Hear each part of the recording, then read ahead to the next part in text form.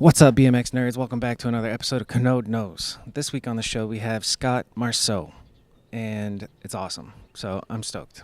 In other news, we have kanodeknows@gmail.com for you to submit your questions. Send me a video with some shit going on, an opinion you have in BMX, what trick you would wave a wand and make disappear, and why. Maybe your Mount Rushmore, but I don't know. I just want to do more interactive stuff with you guys, so do that. kanodeknows@gmail.com. I first heard of Scott Marceau from the Come Up days. Him and Push It to Stop. I never really understood what Push It to Stop was. Obviously, it's kind of just a brand and shooting photos and selling merch and stuff, but I never. It was always cool. I was always stoked to see Scott Marceau's name on the Come Up as a writer, and never really talked to him honestly about it. And we've been friends for a long time, so it was really cool to hear Scott's story. Honestly, like I was blown away. So in this episode, you're going to hear a recap of Swampfest, and then you're going to get Scott's life story, which is like, you can't just do that with anybody. Scott's life story is fucking awesome. And yeah, as soon as it was over, I was like telling one of the editors, dude, this is one of the best episodes ever. So I'm very stoked. Scott, thank you for coming on. I hope you all enjoy. Please share the show with a friend. Like, subscribe. If you're listening, just leave a review on Apple or Spotify. And yeah, I think that's all my asks.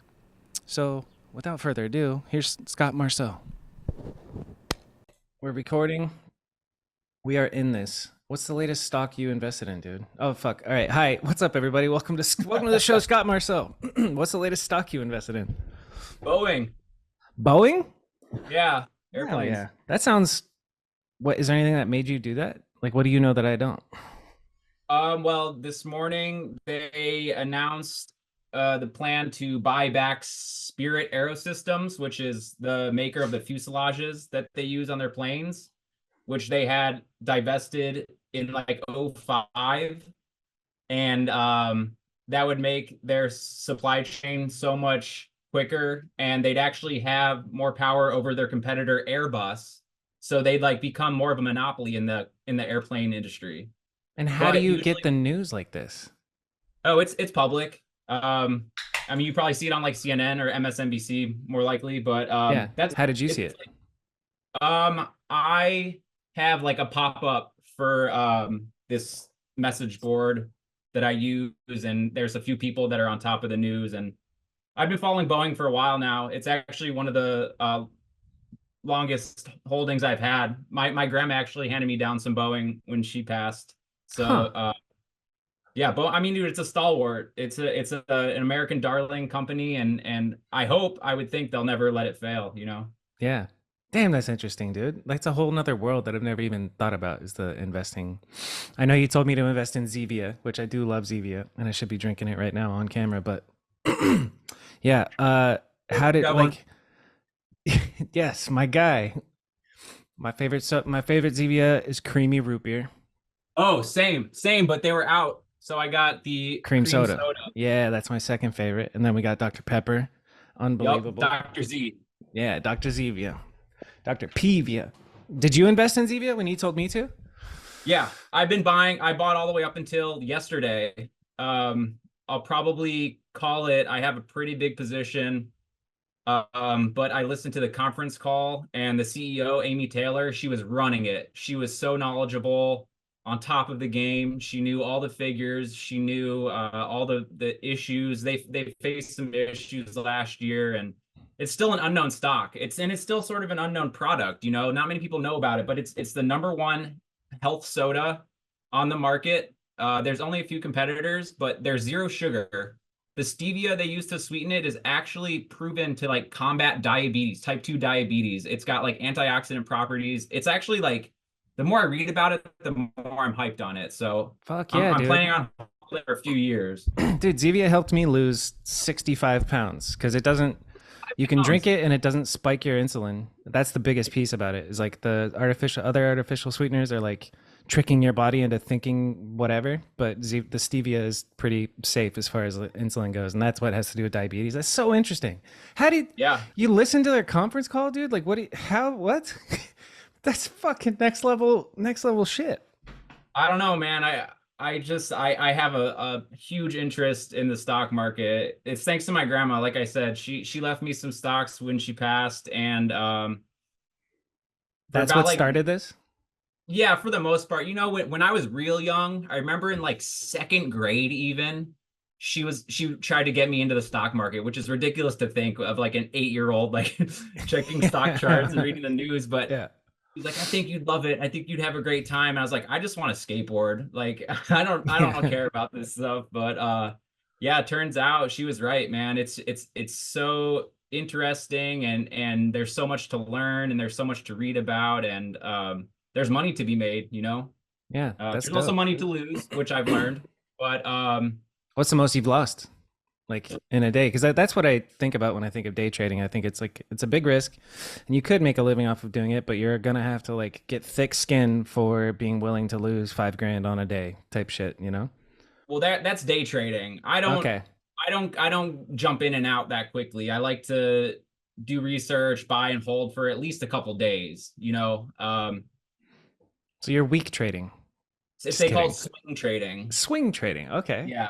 And then I also have a few holdings. I like Boeing, like I said, I'll hold forever. I just love aerospace. I love planes and how they work. I'm very interested in it. And since my grandma left it for me, then I feel like I owe it to her Yeah, it's got some sentimental value too. for That's sure. great. Yeah. um, I guess before we move on from that, how would somebody, if they were interested in doing swing trading, how would you even get started? What's this message board you're talking about, or like what YouTube channel should somebody check out for that? Well, I don't I try to stay away from YouTube gurus. Like there's a lot of just bad. There's a lot of information, a lot of like tips out there on YouTube. There's too much, in fact. There's a few guys who my friends listen to and they send me some snippets here and there, but for the most part, I do my own research. There's a website, Finviz, Finviz.com, and they've got like charts, like top movers, top headlines, all the economic data coming out. It's just a very dialed interface. I use the StockTwits app, which is a message board, just to get a feel for like what retail is feeling or like what's hot and what's trending. You know, Investopedia is a website I used early on to learn about like just chart reading basics and balance sheet basics, just to get a grasp of everything that you can learn from if you choose to pursue it. Yeah. So there's a lot of good websites and resources to get into it, but the best teacher is experience, and I've been doing this for almost a decade now. And I still haven't fully wrapped my head around it, but I'm getting a lot better. So that's a good feeling. Isn't that nuts? You've been doing it for a decade and you still haven't fully wrapped your head around it. Get out That's of kind of what I town. love, dude. That's kind of what I love. And the same with BMX, dude. I've been doing it for 30 years and I'm still learning tricks, you know? Yeah. Shit. Yeah. Okay. Perfect transition, my guy. What's the latest trick you learned on a BMX? Well, uh, there was one the other day. I started throwing bar spins more. I try to Hell throw yeah. one, at least one bar spin every session. I'll usually throw a few until I bitch hop and I don't throw, because then I know that like my stoke is down. Yeah. I always got to throw it first hop, or else it's like, all right, today's not my day. I'm gonna break a finger, you know. Huh. Yeah, that's Um, probably a good attitude about it.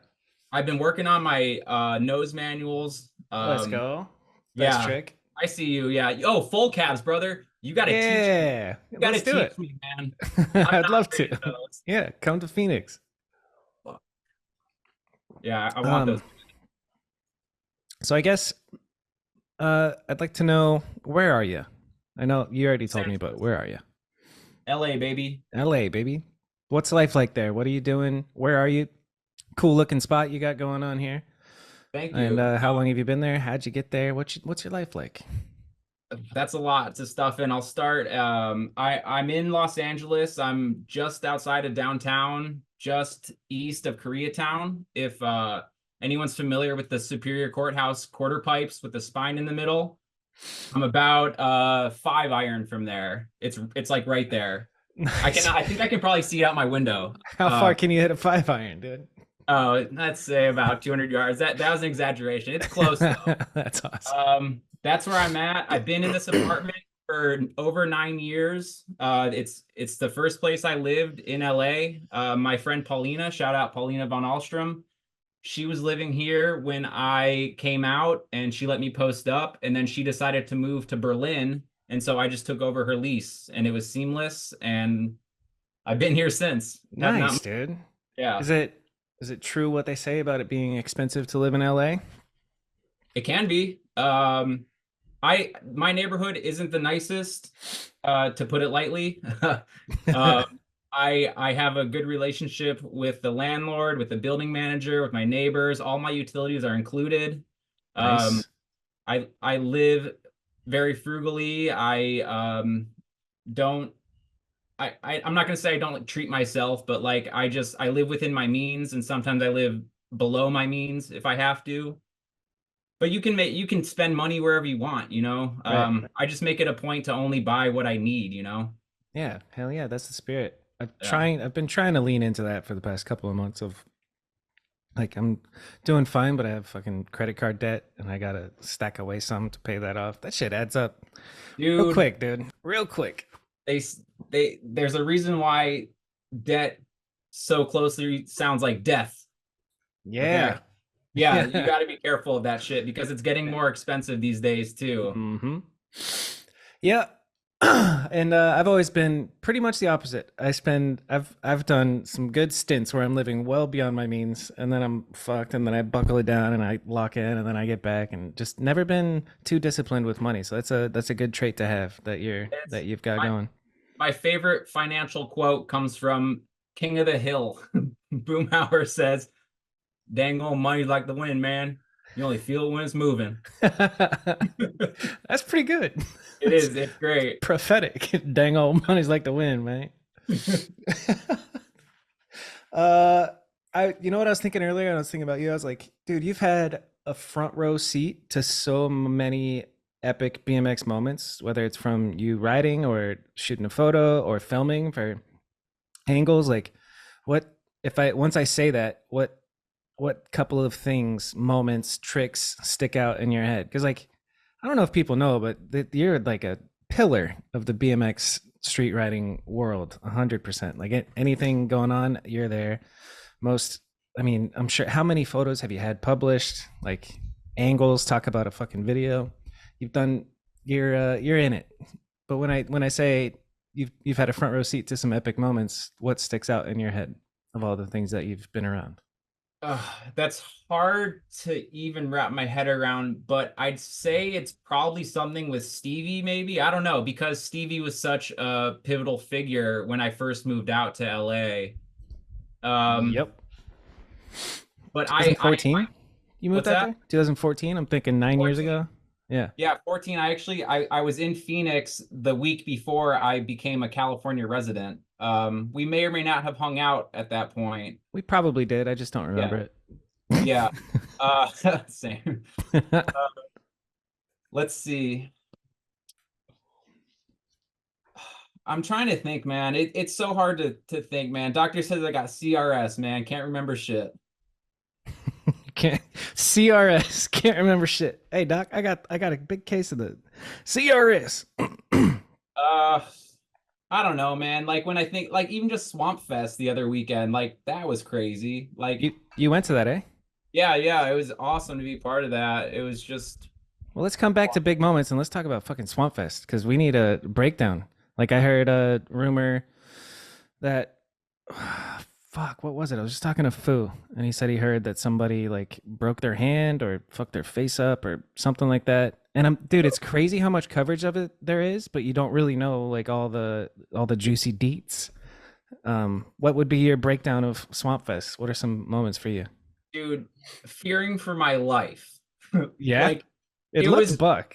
dude, it was reckless, dude. Just debauchery. Like it's just like a Florida thing, you know. People having firework mortars thrown at them, like lit mortars that are supposed to explode up in the sky. They're just exploding on the ground in the middle of a crowd of people. So Okay, nuts. Yeah, I don't like that. dangerous, Yeah. but you got to be on your toes. It was just so exciting. Like I was on edge the whole time, but I was laughing most of the time too. There was like one event where I was trying to get this photo. I was set up for this angle perfectly. It was the tree ride where you ride across the tree. Yeah. and it was just so wet and everyone was sliding off. And but like I was set up perfectly, and every few minutes something would get thrown like right at my feet and everyone would scatter, and then I'd run right back in to grab my spot.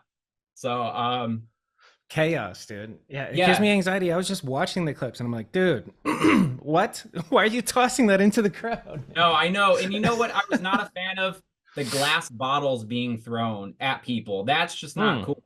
I did hear of someone getting hit in the back of the head with a glass bottle. I didn't see or hear about the hand being blown off until I was back home, and I don't know if that actually happened. I feel like it would have been a commotion, Yeah. but someone did have an epileptic seizure because of a prior accident, and I saw them get carted out, which was like pretty nerve-wracking, but knowing that it wasn't like directly Right. caused by the crowd. They just like slipped in the mud and hit their head and they had an episode. So that's what happened. But it's crazy because there was so much action that there'd be like some crash or injury like 50 feet that way. But then back here, people are just still drinking fucking beer bongs, fireworks. Like you couldn't like there was these little microcosms throughout the whole venue. Yeah. It's How just crazy. many people would you say, and like what was the flow of the, like is there structure to it, at maybe a little bit of structure, but how many people and what was the flow like?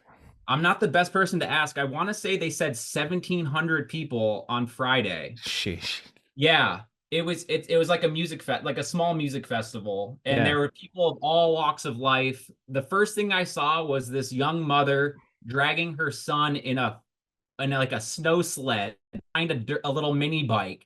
This kid was like 5 feet behind the dirt bike. There's fucking dirt being sprayed in his eyes, and the mom just goosing it, ripping around. God damn, I thought mom. this was gonna be awesome, Yeah. and it was. Um, yeah, they had events. They had like each little area had their own event. They had like a long jump that where you jumped, you land on a trampoline, and then you held on. The trampoline broke, so they just started jumping over the pit that the Yep. trampoline was in. There was that roller coaster rail. I guess they were calling it the Dragon Tail, but no one made it over because the run up. It was raining and the run up was kind of wacky. So Is this all like day one? So it's at like what I want to know, like the experience from arriving, and then like, are you checking in or something, getting a wristband? Like, is how did it feel arriving there? Because I'm picturing just like pretty much chaos. Everybody drives in and sets up camp and stuff or whatever. But is there like a line that you go through? Like, there was a yeah, for people pulling up in vehicles, there was a long line, and they had to sign waivers and they had to pay an entrance fee. I was staying at the hotel right out front with the team, and so I just walked up the first morning. It was pretty easy for me to be like, "Oh, I'm with a vendor," and they just handed me this green wristband and they let me go. I didn't even fill out a form, but there was a sign at the entrance that says like, "Warning, you're entering Swampfest. You might die. You can't sue us," basically. yeah, So I knew the deal. Everyone knows the deal when they get right, there. yeah. But it was big. A lot of vehicles, big RVs, campers setting up, And that's camping. all. They're all trickling in. Is there any events happening, or just people sessioning for that first day while all Yeah, this shit's happening? most of the first day was sort of freestyle. You got in, you could ride whatever you wanted, and then around like maybe 3, they started doing events. I want to say the first one was like the channel between the two quarters, and a lot The of boat? skateboarders were riding it, and No, then not in the like boat. Different than the boat, right? the boat. Oh, I didn't see an event happen inside the boat. The boat Okay, yeah, had yeah, like the really tight vert, like it was a literally a half pipe. There was no flat bottom. yeah. People were going in and out, and the area right outside of there was the Odyssey ramp, and the Odyssey ramp jam was like the second event to happen. This was on the first day. And it Dope. got bucked, dude. Max Vu was trying this crazy gap to wall. Gary Young did like a 270 wall ride to fakie on the Odyssey wall. Yep. Somebody did Ice 270 on that, right? Yes. Yeah. Stu, the BSD guy. Chisholm, Stu Chisholm. Yep. Yep. Yeah, that's dope. Yeah. Yeah, I caught a cup some of the highlights. That's sick. Okay, so this is all day one, and Yep. And then then they did the long jump, and then the fire rail, the rail that they have oh the yeah, yeah, yeah, out with propane flames coming out. That yeah. was exciting. And that's when shit really started to pop off because there was a concentrated area where people could just throw fireworks and know that there was like a bunch of people around. So like I was just in there like shoot, shoot, shoot, firework, run, come back, shoot, shoot, shoot, firework, run. But it was, yeah, it was just exciting. It was very exciting. And I was just shooting and shooting. Dude, I shot 1,200 photos the first day. I shot Wow. 800 photos the second day. Wow. I narrowed everything down to about 300, and still I should probably do some more filtering. And there's a few gems, dude. There's a few gems in there, and I'm really excited to share them when I get to. Fuck yeah. That's awesome. Uh, I heard Matt Nordstrom was talking about the rail, like you can't see it because it's in fire. I was like, He that ate makes that shit. makes sense too. It was so unlike him to eat shit on just like a little rail. I thought this is crazy, but he was laughing the whole way down. I saw Yeah. his but it was not a Nordstrom scenario. Yeah. As dialed as he is, dude, a flaming rail in the dark. Yeah, I can't. And the run up was like this soft wood. It was all patchy, so I can't blame anyone for crashing. I would have done the same. Fuck yeah, me too. I don't even know if I would try to hit a flaming rail in the dark. When you just said that was hilarious. That sentence. Hit a flaming rail in the dark. It's nuts. Yeah. All right, cool. And then like I'm picturing as that's happening, there's just 1,300 people that aren't directly watching that. They're all off getting into their dude. I bet so many different like crews of mischief was happening. Oh, dude. That, The like the one you got the official story that you're talking about, but then like the fucking Oh, the Fringe, yeah. And the one thing that brought everyone together, I think, was on the first night, there were some bands, well, one band that played, and there was just this fucking epic mosh pit of just like flaming objects, trash cans being thrown, dirt bikes flying through, people just pushing each other. Dude, I got fucking bodied. I thought I was safe with the camera. Like I should have like a media pass on or something, but dude, I got pushed hard. I almost hit the ground with my camera in hand. And I was like, okay, this is real. And the this first is day real. I didn't have any like eyewear, like any protection. And so I had a mortar explode pretty close. My ears went out for a bit, but luckily my eyes stayed safe. I kind of just guarded my eyes with my camera the whole time. So that Yeah. was kind of a strategy in itself. This is your eye protection is your camera. Dude, I Yeah. can't like I don't like the idea of having a mortar explode next to me and my ear going out like I'm at a fucking war zone. Like that's Dude, pretty crazy, dude. it was like that. It Yeah. was like that. Ah, shit. Yeah. Um, okay. And then I like it's funny because I'm so in this chapter of life where it's like I go to bed around 9:30 or 10 and wake up early, but I'm picturing like Swampfest. What I picture of it when I think about going, I'm like, you have to stay at Swampfest. But if I went, I'm hoteling it for sure. Like get out of there after whatever time. I'm sure it was chaos late at night. Oh, Um, dude, I mean the hotel was what like 200 yards from the heart of the venue, and every 15, 20 minutes up until like 5 a.m. there was some explosion. So I would have hated to be camping out near there.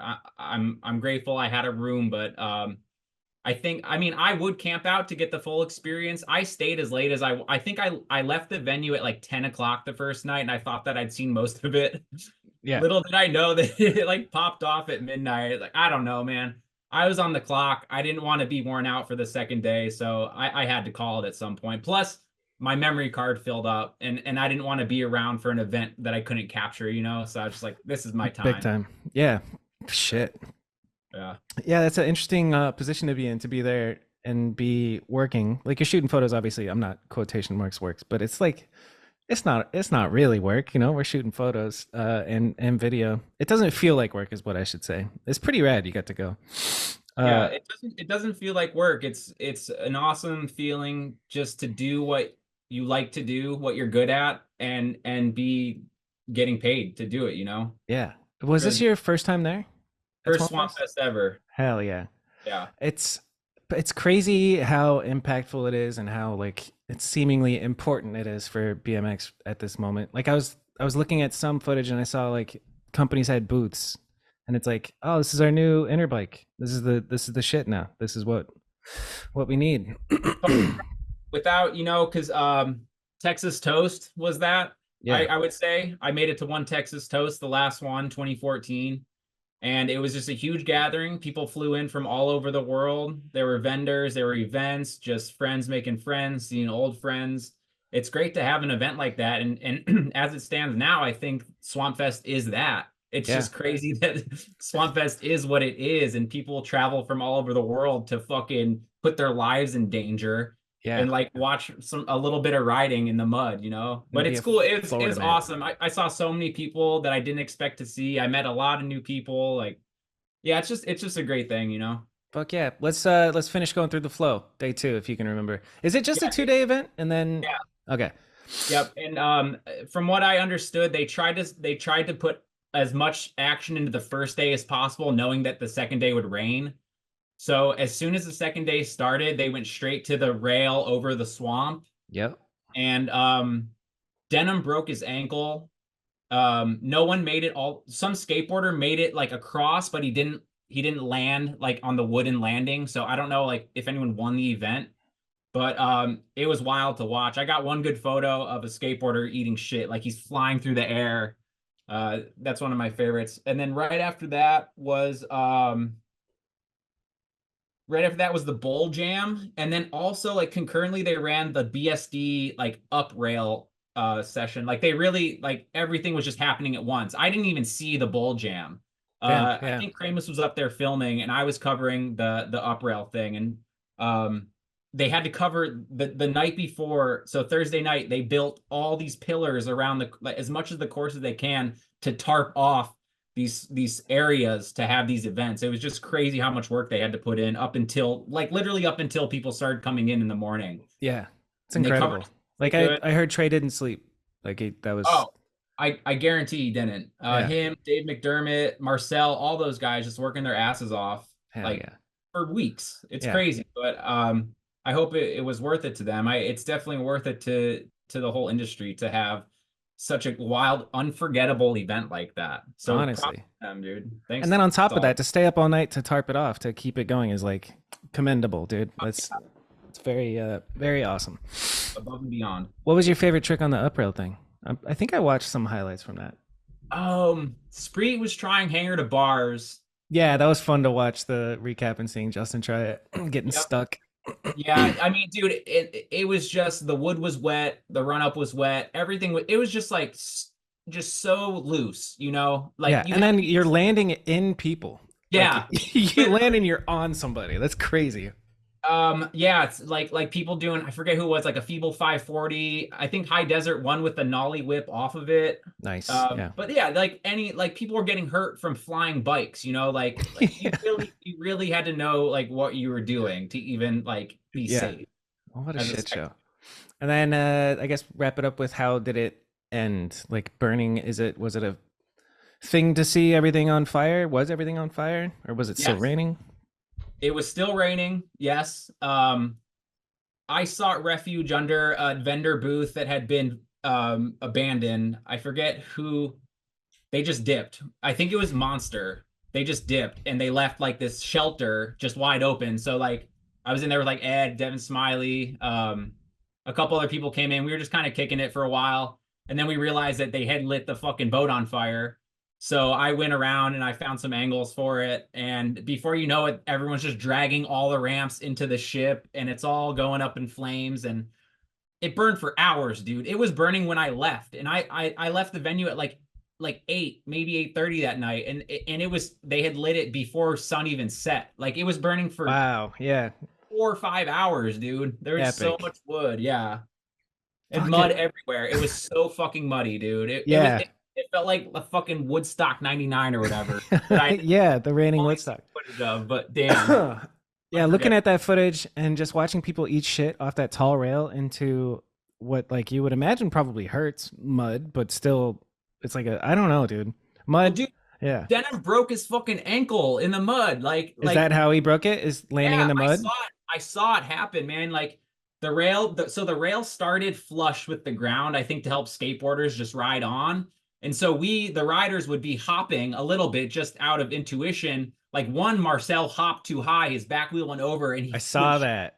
backwards. Yeah. So Denham maybe the same thing, but he bailed and he landed fucking knee deep in the mud, and I could see him grimacing. And Denham doesn't show pain unless he's in pain, you know that. Yeah. And he's limping like bad out of the mud. I'm like, yo, Denham's hurt. And sure enough, about half an hour later, I saw him and his ankle was huge, and he's just drinking moonshine. Like, yeah, she's broken.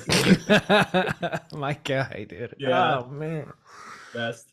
Yeah, it's a dangerous thing. And Yeah, add mud, man. Ooh, I'm like, I want to go so bad, but also I don't. Like, maybe I'll go to one that doesn't rain, but also fuck it. You gotta like enjoy the moment. You gotta be in it. yeah. You can't plan around the weather.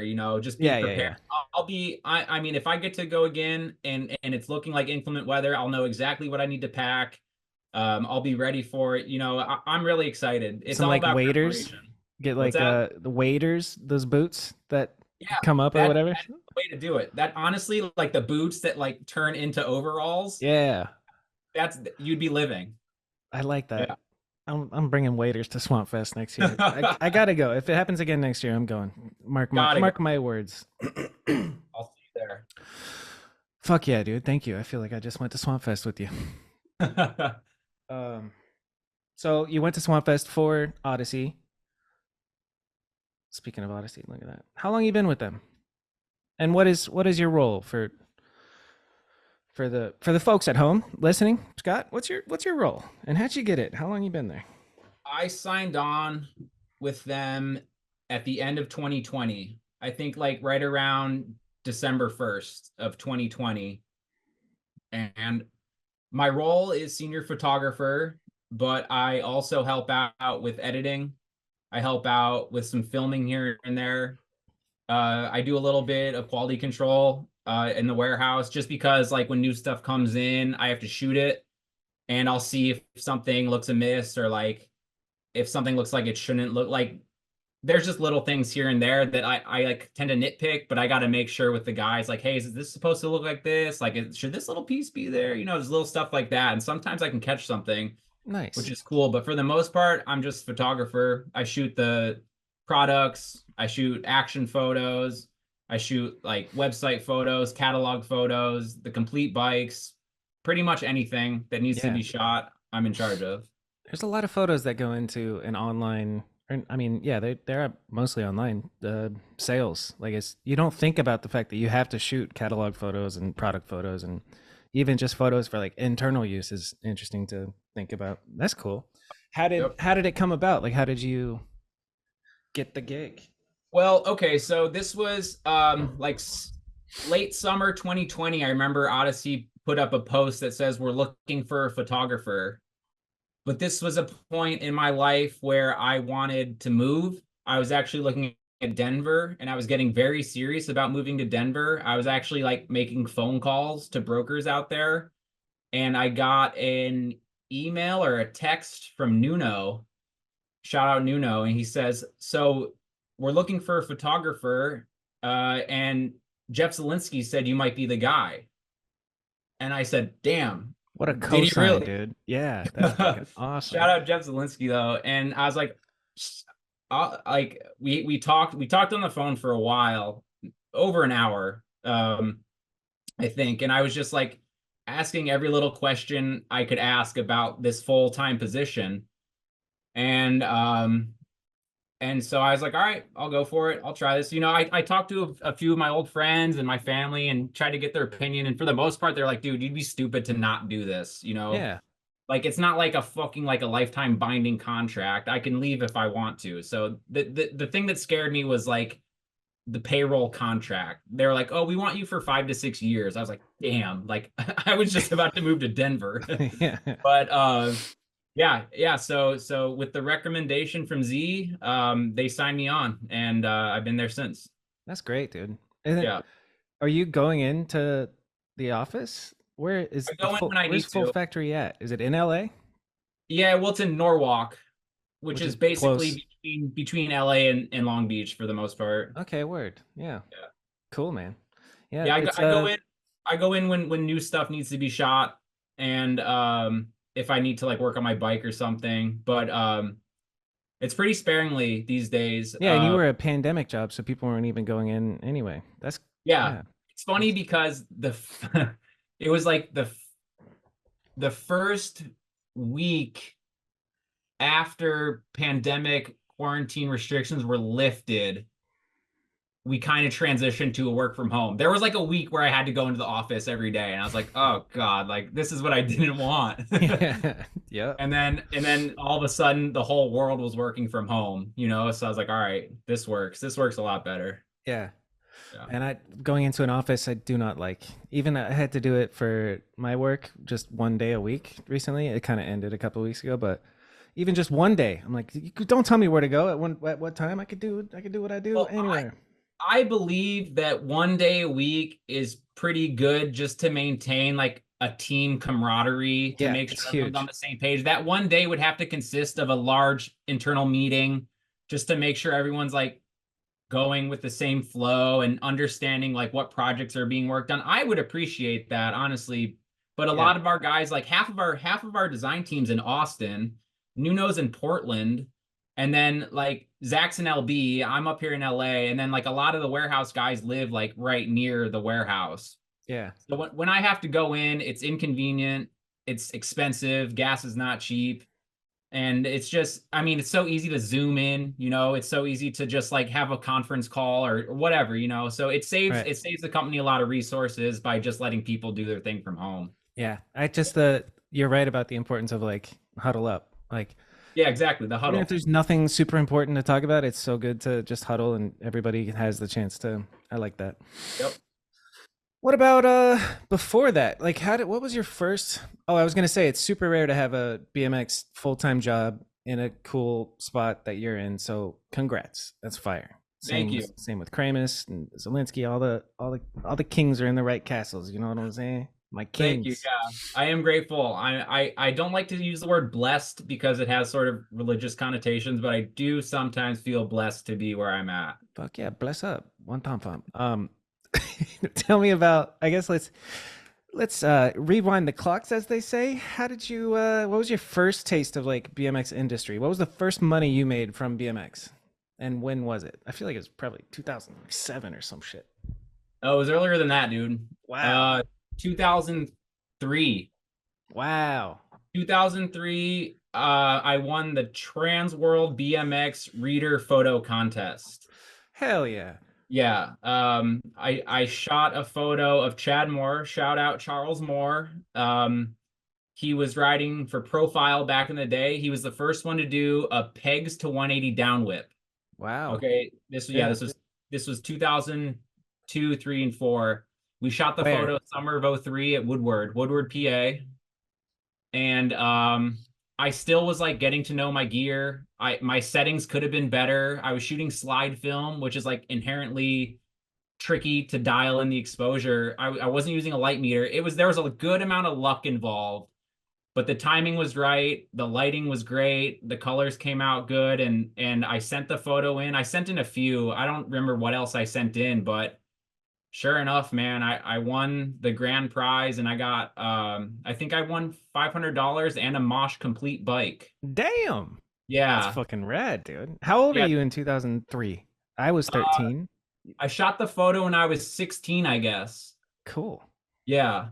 Yeah. And had you been riding for a long time? Were you like Oh yeah. you ride and then you get into photography, or kind of both Yeah. simultaneously? What was like My before? first taste of BMX was around first grade. I'd say when I was 5 or 6. My dad, shout out my dad. Love you, Dad. I doubt he'll ever watch this, but he was working at a golf course, and in the barn, like the equipment barn, he just found this old BMX bike, and he brought it home to me. He cleaned it up, and he's like, "Here, have fun," you know. So there were a few older kids in the neighborhood who had like nice, like a dyno. I think one kid had. He had like Skyway mags, and there was maybe like 3 or 4 of us that would just sort of race around our yards. And I had this bike. It had a coaster brake. It had like these grips that had like the fingers cut out, like ridges with Yes. each finger. Yes.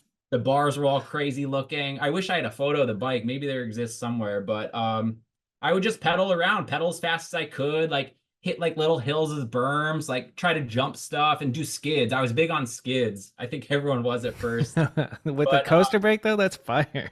yeah, you can like put one Yeah. foot down, like plant. Yeah, that shit was Yeah. fun. And then I rode my sister's bike that didn't have coaster brakes, or it didn't have, it was different. It was bigger, and I hit a mailbox with my face. And Nice. I kind of put a pause on BMX for a minute, I think, for that. And then around like third grade, I got into skateboarding. and I wasn't good at it. I was pretty chubby, so like my weight distribution wasn't good for skateboarding. Uh, my dad built me this wedge ramp. It was like this 2 foot wedge ramp, just like a simple like flat to wedge, Yeah. no transition. And I'd kind of just like go up and do kick turns. And like sometimes like the neighborhood kids would come through and just hit it on their bikes, and I'd be like mad because it looked so sick and I couldn't do that. And then we put it at the bottom of our neighbor's driveway once. Mallory Keenan, I'll never forget this. They had this steep driveway, dude. And she sent it full send off the ramp, winding down the windows in the air. It lands right on her wrist, and the shit pops, dude. Like her wrist is just Ooh. boom, V shape. And I was like, oh God, there happened to be a cop driving by like at that moment, and her brother, Pat Keenan, he's waving. He's like, stop, stop. My sister broke her arm, dude. She's holding her like, ah! But To witness a compound fracture in third grade, that's wild. dude, yeah, scarring. But dude, it really it just kind of like hardened my shell as to what I'd see later on, you know. For real. And then in fourth grade, my mom and my sister and I moved to a different town where more people rode BMX. And the BMX dynasty family, Johnny Bletcher and his older brother Jamie Bletcher, shout out both of them. They lived right down the street. And so I met him early on, and he's like, yo, you should ride BMX, not skateboard. I was like, okay.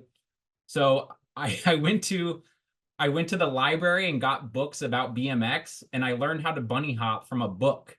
And Johnny couldn't even bunny hop yet. So I taught this kid how to bunny hop from a Damn, book. dude, you learned how to bunny hop from a book. That is Well, that wild. I mean, yeah, you got to learn from experience, but the foundation of Yeah. the movements were in this book, and that's awesome. And from fourth grade on, barring like 1 month in eighth grade where I convinced myself to start skateboarding again, I've been a BMX rider ever since. that's amazing. Yeah. So you're BMX way before photos then. Well, in fourth grade, I got a disposable camera from who knows where, and I started shooting photos. I didn't really think much of it until my friend Pat McCourt, shout out Pat McCourt. He might watch this actually. He one day came out riding with this SLR camera, his dad's SLR. And I was like, oh, that's cool. And he's someone I really was jealous of him. He's a handsome kid. He was funny. He was very athletic. He was like a star soccer player, but he was good at riding too. And I was like, this kid's too good at everything, man. Like I kind of hate that. Yeah, I was like, oh, he's gonna be a photographer. Just watch. it's my thing. So I went to my buddy Phil's place. He had just moved down the street. He was the rollerblader. Shout out Phil Cranley. And his dad had this SLR camera sitting there all the time, and it never moved. I was like, he won't mind if I use this for a bit. And so I got this camera, and I just started messing around with it. And this was sixth or seventh grade. And I did my first long exposure shot, like a bulb exposure of some traffic going by with the light streaks. And dude, I fell in love with photography when that photo came back. Nice. I thought it was the coolest thing ever. And from then on, it was just like, I wanted film for Christmas. I wanted film for my birthday. I wanted gear, lenses, flashes, like all this stuff. And I was like, yo, this is my thing now. But I always wanted, like, as much as I wanted to be the pro BMX rider, I'd say like later in high school, I realized how difficult it would be to sustain that as a career. So I decided consciously to pursue the photography and like the behind the scenes aspect of it, like knowing that there's a more comfortable path towards like financial stability. There's just too much competition. I knew I wasn't the best rider out there as much as I loved it.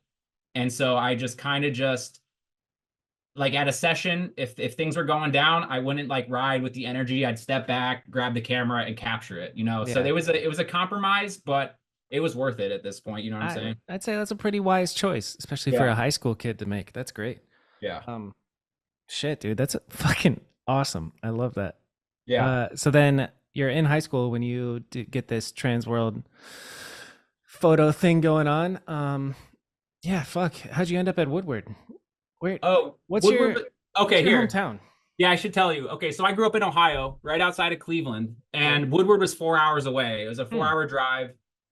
I think I learned about it on like some like Nickelodeon thing, or like an ESPN thing during X Games. They like did a little segment on Woodward Camp Yeah. out in the Amish wild in middle of Pennsylvania, these huge ramps. And I was like, I'm going there. Yeah. I show my mom, and it was like $400 for the whole week, which is crazy to think because I'm sure it's thousands now. Right. But this was 97 or 98 was the first year I went, and I went as a skateboarder with my friend Jeff McClurg. Shout out Jeff McClurg. And his dad drove us out there, and my dad picked us up. And after that, I went as a BMX rider for a couple of years after, and it was '03 when I went and I met the Florida guys, Ryan Bailey, Chad Moore, um,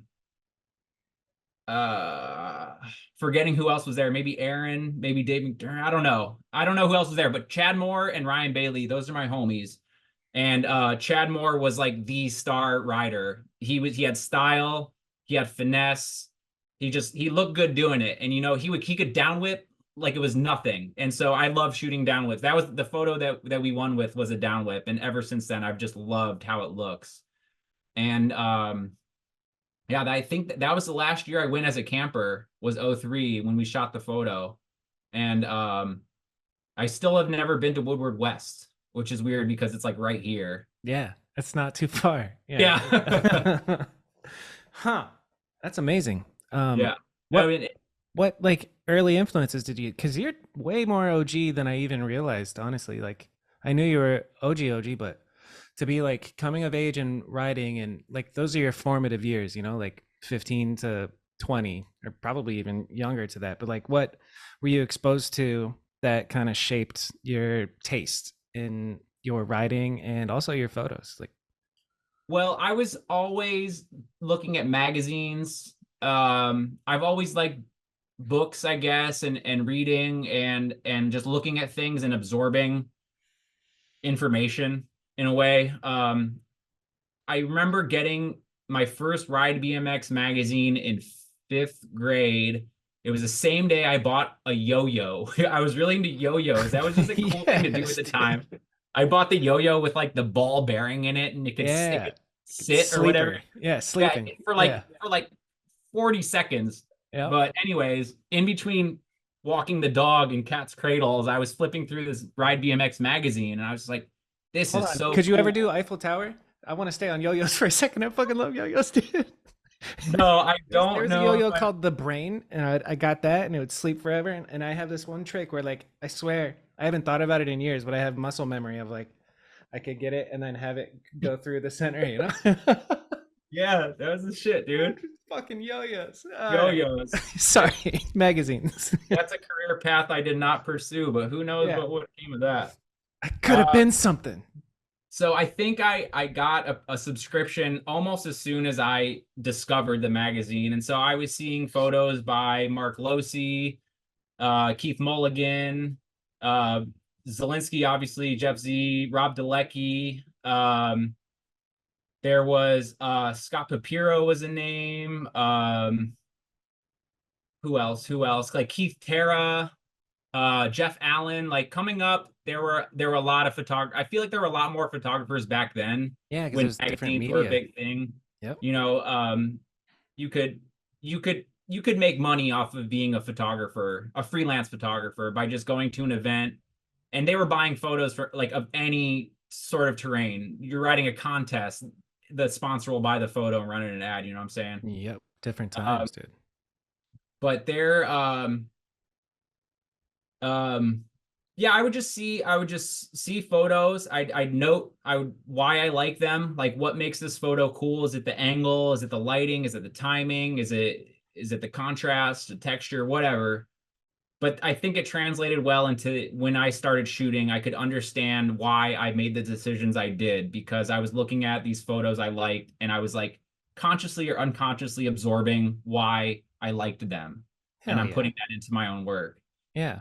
As far as riding goes, my older brother, who I never had, Jared Schutz, shout out Jared Schutz.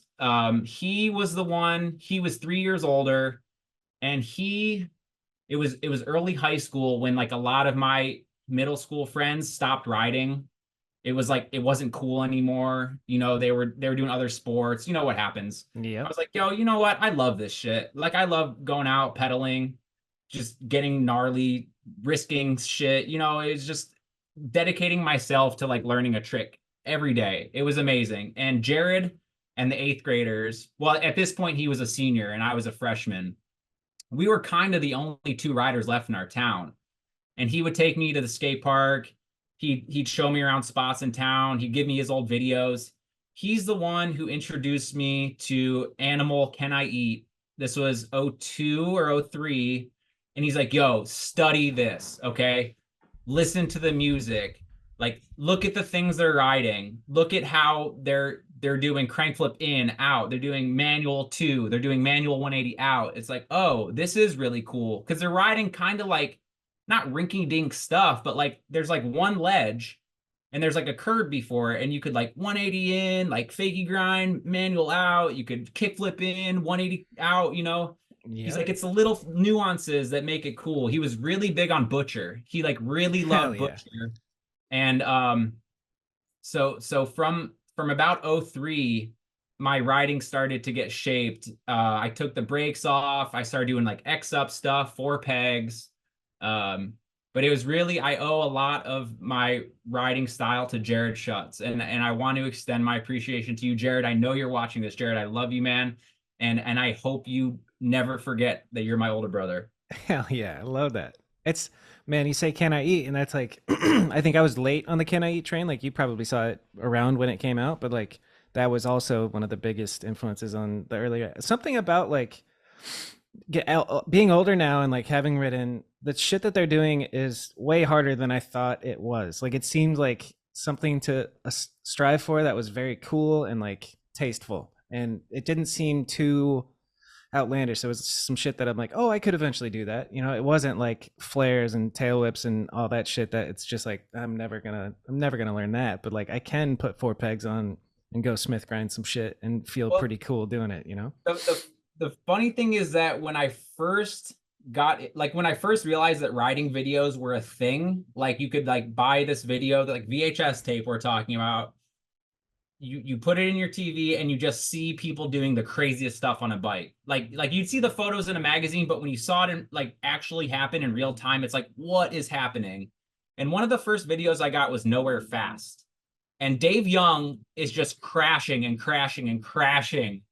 And it's like, oh my God, this dude's gonna die. The stuff he managed to pull off, it's like, yo, like he wasn't like, no offense to Dave Young, he wasn't the most skilled rider. You could tell, but he was going for it. He wanted it, you know. He willed himself to get these fucking rail clips.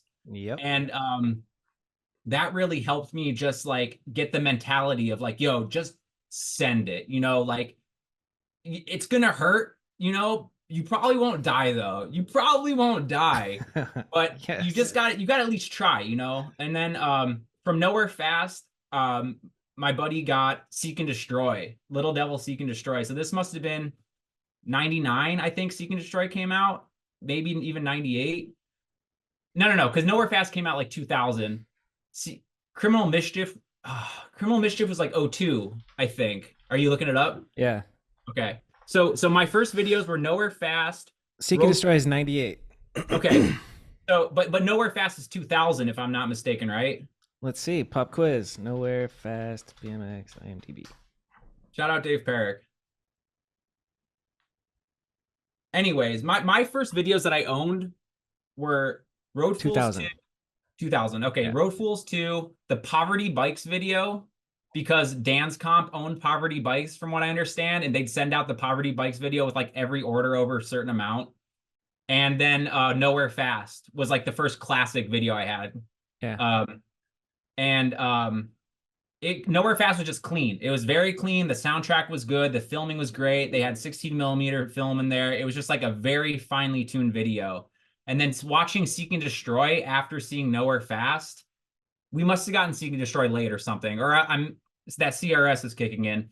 But Van Homan, when I saw Van Homan riding, it was like, yo, that's Dave Young, but more talented and with a better eye for setups. Where Dave Young was out in California, Van Homan's in Southern Jersey, PA. East Coast, like riding these like cool looking setups, these big ass rails, these fucking roof gaps. And Van Homan quickly became my favorite rider. And it Hell was yeah. cemented with Criminal Mischief because that section is a goddamn masterpiece. It truly is. You know, like Diary of a Madman, like anytime I hear it, like it takes me back. Oh, oh, oh, oh, oh. Yes. Dude, just oh my gosh, like it's just insanity. And for a long time I clung to that idea of just Van Homan, dude, just like going in, dude. Yeah. When did you get in front of the lens? Like when did doing tricks on camera become a thing for you? Like filming ourselves. Yeah. Because that's Um, always like I feel like that's the journey. You fucking watch videos, you enjoy writing, you go learn some shit, and then you're like, I want to see what this looks like, and you start yeah. filming your buddies and all that, and from there it kind of grows into whatever it becomes. So my friend Chase Nickel, uh, best friend for life. He his neighbor hired us to rake his lawn like like a couple times in a month, and he gave us his old Hi8 camera. I'll never forget this. And it was like this weird looking camera. It was like kind of shoulder boulder, but kind of not. Like it was handheld, and it ran on the Hi8 tapes. And we'd go out and film little sessions. We'd bring a boom box to have like a soundtrack because we didn't know how to like edit like Yeah. afterwards. You brought So a boombox to put by the camera while you're yes, filming, dude. Let's yes, go. dude. I hope I can dig up this footage. I remember clearly we were listening to the Victory Records Summer Sampler or something like that. It had like Hatebreed, like Converge, like these hardcore bands, and we'd hit play, and then you'd go, you try, you hit pause, hit play again, try, pause, and we'd go back to his house and like plug it in the TV and just watch, you know. And there was maybe at some point we tried to do like the VCR to VCR, like record and edit, Mm-hmm. but it wasn't until my I want to say maybe like 13th birthday. No, okay, wait. 90, 99, February 10th. Or it was February 8th. February 10th is my birthday. The 8th was the day of the Square One video premiere. Not Wide Awake Nightmare, but the first Square One video. Mm-hmm. It premiered at Section 8 in Youngstown, Ohio. And my dad took me out there. And I had just gotten my Sony TRV 120 video camera, digital 8. I could plug it into the computer, and I could use Pinnacle Studio DV was the software, and I was off to the races, dude. It was so easy to capture, put on a timeline, drag in a song, and just edit. And I made my first full-length video using that camera and some footage from my buddy Greg Walden's camera. He had a TRV 17, which was actually mini DV, but it had the same interface. I could capture, and I made this the CFDK video, Chagrin Falls Dirty Kids. We made a video. Oh God, yeah. Is there a chance it's online? Yes, yes. If it is, it's on Vimeo. A very dirty movie. CFDK. Very dirty movie. CFDK. Vimeo. Classic. Oh shit! Wow, let's go. Yeah. 2001, dude. What the fuck? I'm Yeah, that 11 was years my old, first and you're time. putting out full-length videos. That's incredible. I spent weeks editing that. Like it was winter time, and I was down in my room was in the basement at the time, and I would stay up so late just editing and eating milkshakes. Dude, I was just like I'd stay up and like I'd go in. So that video got done. We made like 10 to 15 copies on VHS. I know a few still exist, but I luckily made the digital. Are you watching it right now? No, I'm watching. I'm just watching you talk about this. I love it. It's okay. Yeah, it was. I'm definitely. It's a video that an eighth grader made. Obviously, like there's like stupid techniques. There's like dumb transitions. The music is all stolen from other videos. Back in the day, you'd pay homage by stealing songs. You know what I'm saying? Like I see you putting slow-mos in here, dude. Now you got me watching it. I'm like, just scrolling through it. I love it. Let's go. it was definitely it was hard work, but I was very proud of myself. The whole crew was proud. We had like a little party for the premiere, and then right after that, I was in high school and I got more serious about it. And I ended up making the Love Hate Clothing video. So Love Hate Clothing was our little clothing project, and we filmed a video to go along with it. You're looking up that too. Yeah, It's online in parts. I think most of the parts of it, again, it was on from Vimeo. This was so long. 2005. Yeah, Yep, yep. So I don't Bobby know if you Simmons. Bobby Simmons. Yep. Um,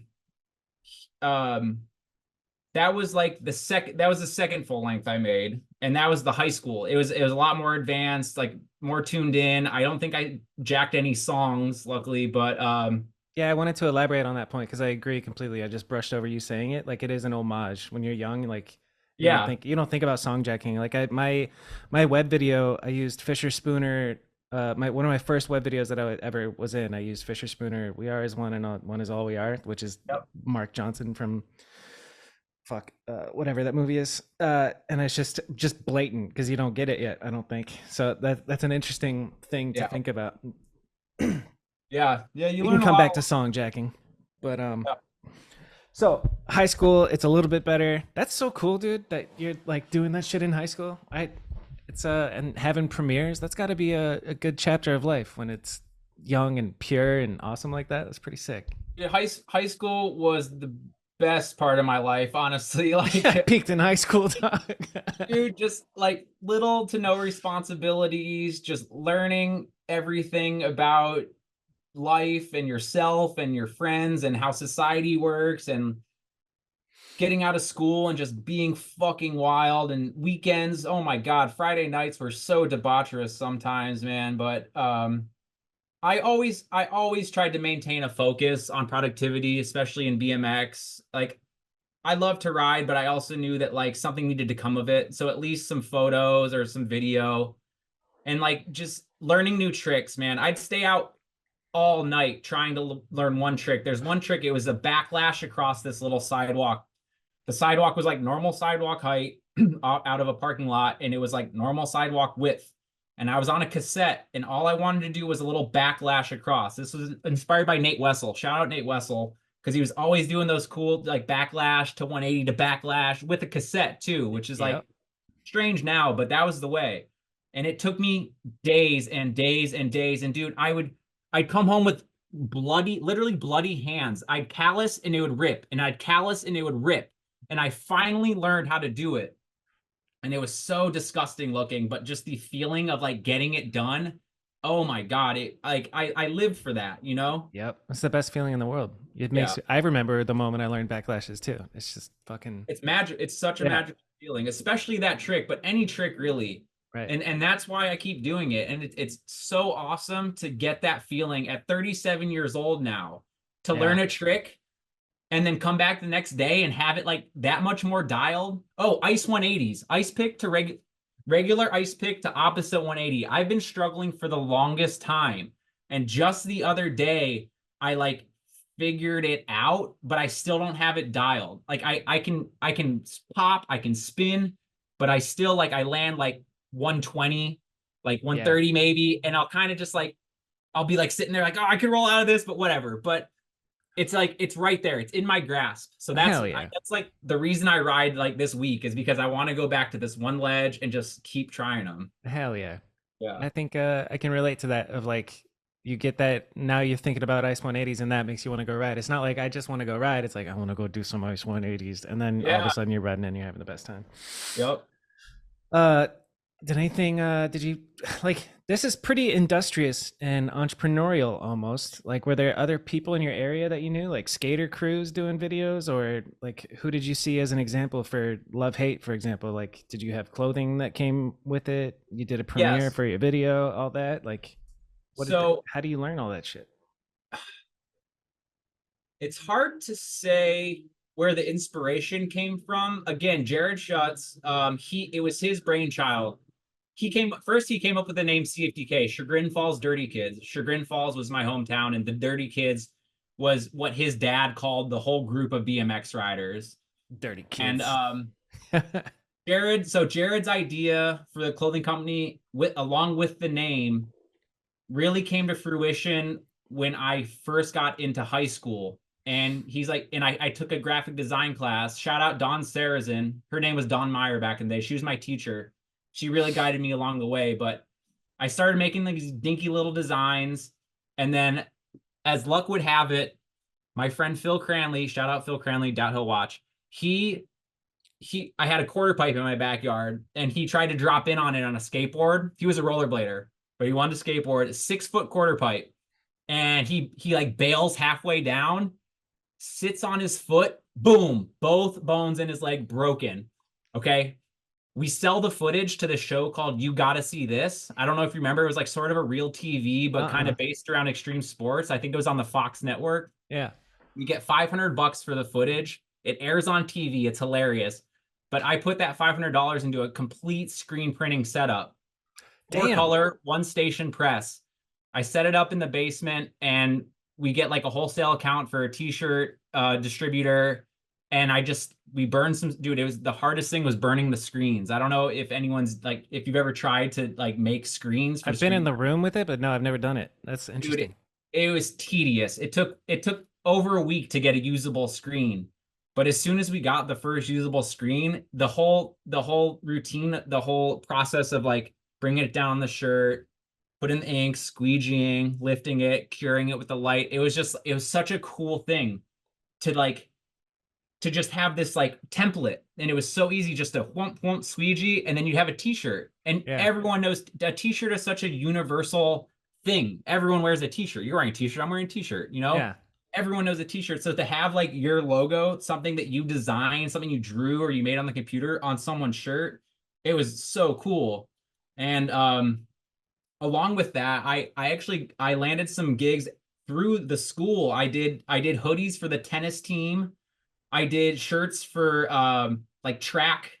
I did shirts for like plays, like small plays that the school was doing. Like I was like the go-to. And it's funny because like the local screen printer, like the established business was getting pissed because all the school was coming to me now. Like me and a few others, we'd spend hours in the basement, but mostly honestly, like I don't want to toot my own horn, but a lot of times it was just me in my basement, just doing this, listening to music, whatever.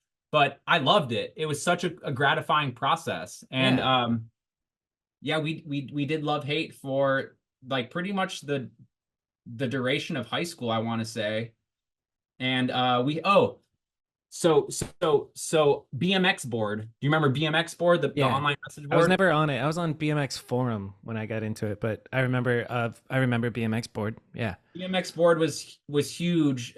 It's inspirational to when Love Hate was becoming like a real entity. We'd make little edits. This was before YouTube too. So Love Hate, we bought our URL, we bought a server, and we'd upload these MOV files to our site, and you'd have to like to share them. They'd have to like download it and then open it on their desktop to watch. Like there was no interface. Yeah. And there were only a few other companies doing it like that at the time, but it was really cool to share that and to get feedback, to see the haters, always the haters. BMX, the early message boards were full of haters. You know? Oh my God, it was the Wild West. But I got on BMX board because I know they shut down like any new applications at some point. So I was lucky enough to be in there, and I met a few people who I still keep in touch with. But that was like my first place I could share my work, get feedback, and like start getting my name out there. Yeah. And so I guess I can just credit the internet for like really helping shape my world and to create my view of like what I could do, what I could be doing, what I shouldn't be doing, you know? Yep. But I think that's sort of for everyone. It's so wild to think back on like our timing of our lives happened at this point in time where it's like transitioning from VHS tapes and magazines to where we are now is like unrecognizable. And the forums, pre-YouTube sharing videos, it's crazy that we got to be a part of that. I wonder what came for you at this point. Like what's after? Let's chronologically keep going. What happens after Love Hate? I mean, it's so crazy to just like summarize. Yeah, I did Love Hate, but that's like 5 years of your life, and it's fucking awesome. It was pretty dope. It was pivotal. It was very crucial in forming like my work ethic and my dedication, my follow through. Like it was something when I started getting like the jobs from my classmates and from like the sports teams, I was like, yo, like I need to do this. Like it's no longer like, oh, do I want to print tonight? Like, oh, I just want to go ride. It's like, no, I got to take care of this real quick. Yeah. But that took me all the way. I want to say like into college, dude. And so I got accepted with a really good scholarship to the School of Visual Arts in New York for photography. And they I got to shout out Dawn Sarazin, my photo teacher. She's the one who pushed me to apply to schools. I actually wanted to go to school for psychotherapy. I was really That's interested. interesting. Yeah, I was really interested in psychopharmacology, uh, pills, I guess. And there were a few reasons why I was so interested in pills, but I love to think about the way the brain works. But apparently there's a lot more schooling to make like a fruitful career out of that. So I was good at photography. My teacher saw that. She forced me to apply to these schools, and I ended up getting a nearly full ride scholarship to SVA in New York. And That's so huge. yeah, and I have to credit mostly Jeff Zielinski at Reid for publishing so much of my work, because when I showed them my portfolio at SVA and they saw that I had been published multiple times in high school, they're like, "What? This Like this little kid wonder kid, dude. Yeah. shooting remote flashes, he's shooting slide film, he's got like a pretty good network in the industry." They're like, "Yo, like come here, like come to ours," because I He's also Jason Bourne. He's I, LeBron James, dude. That's awesome. I also um it was funny because I went to Chicago for an early acceptance day at the School of the Art Institute of Chicago.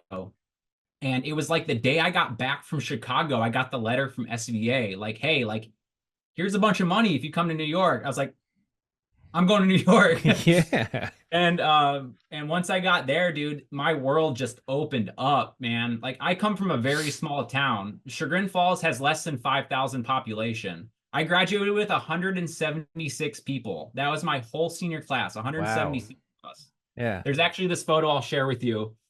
We we had this feud with the class above us.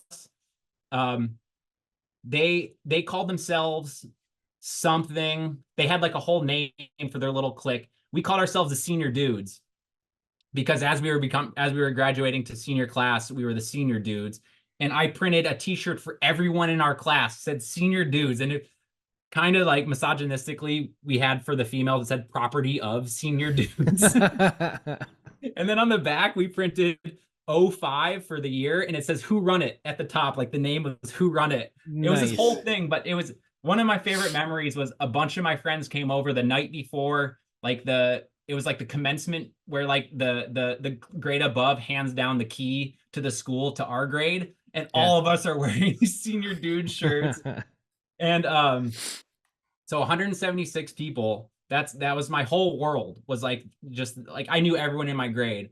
I moved to New York City, boom, like dude, everything at my fingertips, like the best stuff and the worst stuff you can think of, any Yep. hour of the day or night. uh, Public transportation can take you anywhere. Bicycles, bridges, dude, freedom, it's just crazy. Like Mind I think blowing. my honestly, like, mind blowing. And I think I handled it pretty well at first, but I really got into some bad shit at a point. But to stray away from that, I really focused on school. I had to maintain a 3.5 GPA to renew my scholarship each year. And so I knew that. And I'd always been pretty studious. I've always been attentive in class. I love to just raise my hand and talk. And it turns out that's kind of rare in art school. Like everyone just kind of sits back and like doesn't say anything. So all I had to do was like teacher would be like, "All right, so we just watched this film. Does anyone want to open discussion, critique it?" I was like, "Yeah, right here." Like, and I just say whatever. And they loved me for that. And it was that easy to maintain the 3.5 GPA. And I'd spend all hours of the night in the dark room. I'd actually get in trouble for staying in the dark room too late. Digital labs, I'd rent out cameras, flashes. I was just making the most of what I had at my fingertips. What kind of And photos are they having you shoot at this art school? Like, what is it like to be in an art school? You know what I mean? Like, I'm sure you're studying theory and like breaking yeah, stuff down, but when you say you're in the dark room too long, are you developing BMX photos? What kind of photos were you shooting? I have to say that BMX took sort of a back seat in my Yeah. life in the first few years of college. I was more into like, yeah, they so we had to take a number of like foundational classes, and my first black and white class had us shooting different assignments. I'll never forget there was one assignment where we were supposed to shoot the same scene at 4 different times. Okay. So I was living downtown with my sister at the time. Shout out my sister. Hi, Kelly. She won't watch this. Hi, Kelly. There's it was Pier 11, one of the piers down right at Wall Street. And I found this little bench. I used to go to this bench all the time, hang out, do my thing after class. And so I found this spot and I found the angle, I found the height. I was very, very precise about shooting this photo at 4 different times. I shot it at night, I shot it at day, I shot it in the rain, and then I shot it like overcast with a long exposure. Okay. No one else in my class did anything close to as precise or calculated. It was ridiculous. I'm looking at these people's 4 photos, like these don't even look like the same place. Yeah. Like, am I the only one who cares about this? And I was like, all right, like here's mine. The teacher's like, all right, this is clearly the best. Like, all right, well, I'm clearly the only one who cared about it, so it was that easy. Yeah. Yeah, man, I would love to do that, dude. I wish I could go back in time. It's not too late. I can go to school for something, but just being told, having constraints is where I think creativity comes from. Like if you're told shoot the same thing at 4 different times, that's such an interesting assignment. I love that, dude. That's great. Yeah, it was one of my favorites too. Yeah, and you're totally right. Because when you get confined to a box, you have to figure out, like, I like having parameters like that because it makes me focus on what I can use. It becomes so limited. It's like I can pick out these little things, these little nuances that I can tweak here and there, and it really like it refines my eye. Yeah, and it really helped because my first teacher, Alice Beck Odette, rest her soul, she was great. She said, I never want to see a photo of a cat or a tree. I was like, okay, bet, like that. Those are like the 2 most cliche things to shoot for a photo student. So I was like, all right, no more of that. I never had cats. I shot my dogs sometimes, and trees. I like trees, but yeah, I know what she meant. So another assignment I really liked was this was my 2nd year of school, and the teacher was I forget her name, but she was crazy. Okay. She said, okay, I want everyone to shoot the opposite of what they usually shoot. And at the time I was shooting mostly like landscapes. I did a lot of night photography, long exposure. I was like, all right, the opposite of what I shoot is like photojournalism, street photography. She's like, all right, shoot some street photography. So I forced myself to go out. I went to Wall Street like every day. It was a block away because my sister and I were living down on Pine Street. And so I went to Wall Street and I had a Canon A2 SLR 35 millimeter. I was shooting Ilford HP5 Plus black and white film, ISO 400. I was pushing it probably 2 stops. I love pushing it to stop.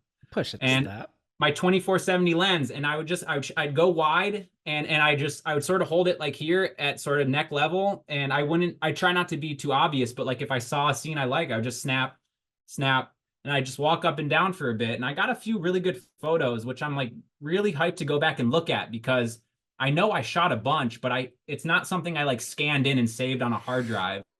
But I'll never forget a photo of this one woman who bummed a cigarette from me. She had like this crazy like mole or like some weird thing going on in her face. And I was in her face, like close.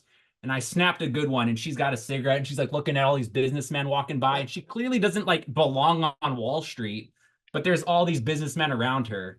Yeah. What a great assignment. Yeah, it really helped. What a smart, crazy lady that lady was. That's awesome. Sometimes art is disguised as crazy. Yeah. I'm curious about how you got into some bad shit. We don't have to talk about that. I can ask you off air, but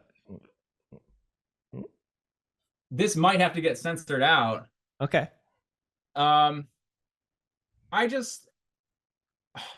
I don't know. I don't know, Bobby. I don't know. Yeah. You're fine. It's in the right place, but at some point I would love to talk about it because I can share a lot of experiences and hopefully help people, because I like drugs and alcohol really shaped who I am now, like in a kind of messed up way, but like I learned so much about myself from making so many mistakes, going to jail, going to rehab, cleaning up, slipping again, cleaning up, slipping again. Yeah. But I don't know. I don't know if this is the place. Okay, that's fine. Yeah, But, yeah. that says enough, honestly. I don't even know. We all have our shit. What age do you think this is? Like how you're college age, so 19, 20, 21, you're in fucking New York City. That's pretty wild. And you said BMX took a back seat, but when does it kind of come back? Okay, so someone I met on BMX board, I believe his screen name was Untitled NYC, Steve Croteau, Steve-O, Peep Game. Yeah. He he we linked up one day at the Brooklyn Banks, and he's like, yo, he's like, let's shoot. Let's shoot. I'll get your stuff published. I know the right people. It's like, all right, let's shoot. He introduced me to a lot of people. I have to thank him. I have to thank you, Steve-O, for introducing me to a lot of people in New York. And he took me out and showed me the spots. You know, we pedal around. I'd set up my flashes. I'll never forget one time he got in a fight with the security guard, and the security guard tried to grab this camera out of my hands and it, like, cut my hand open.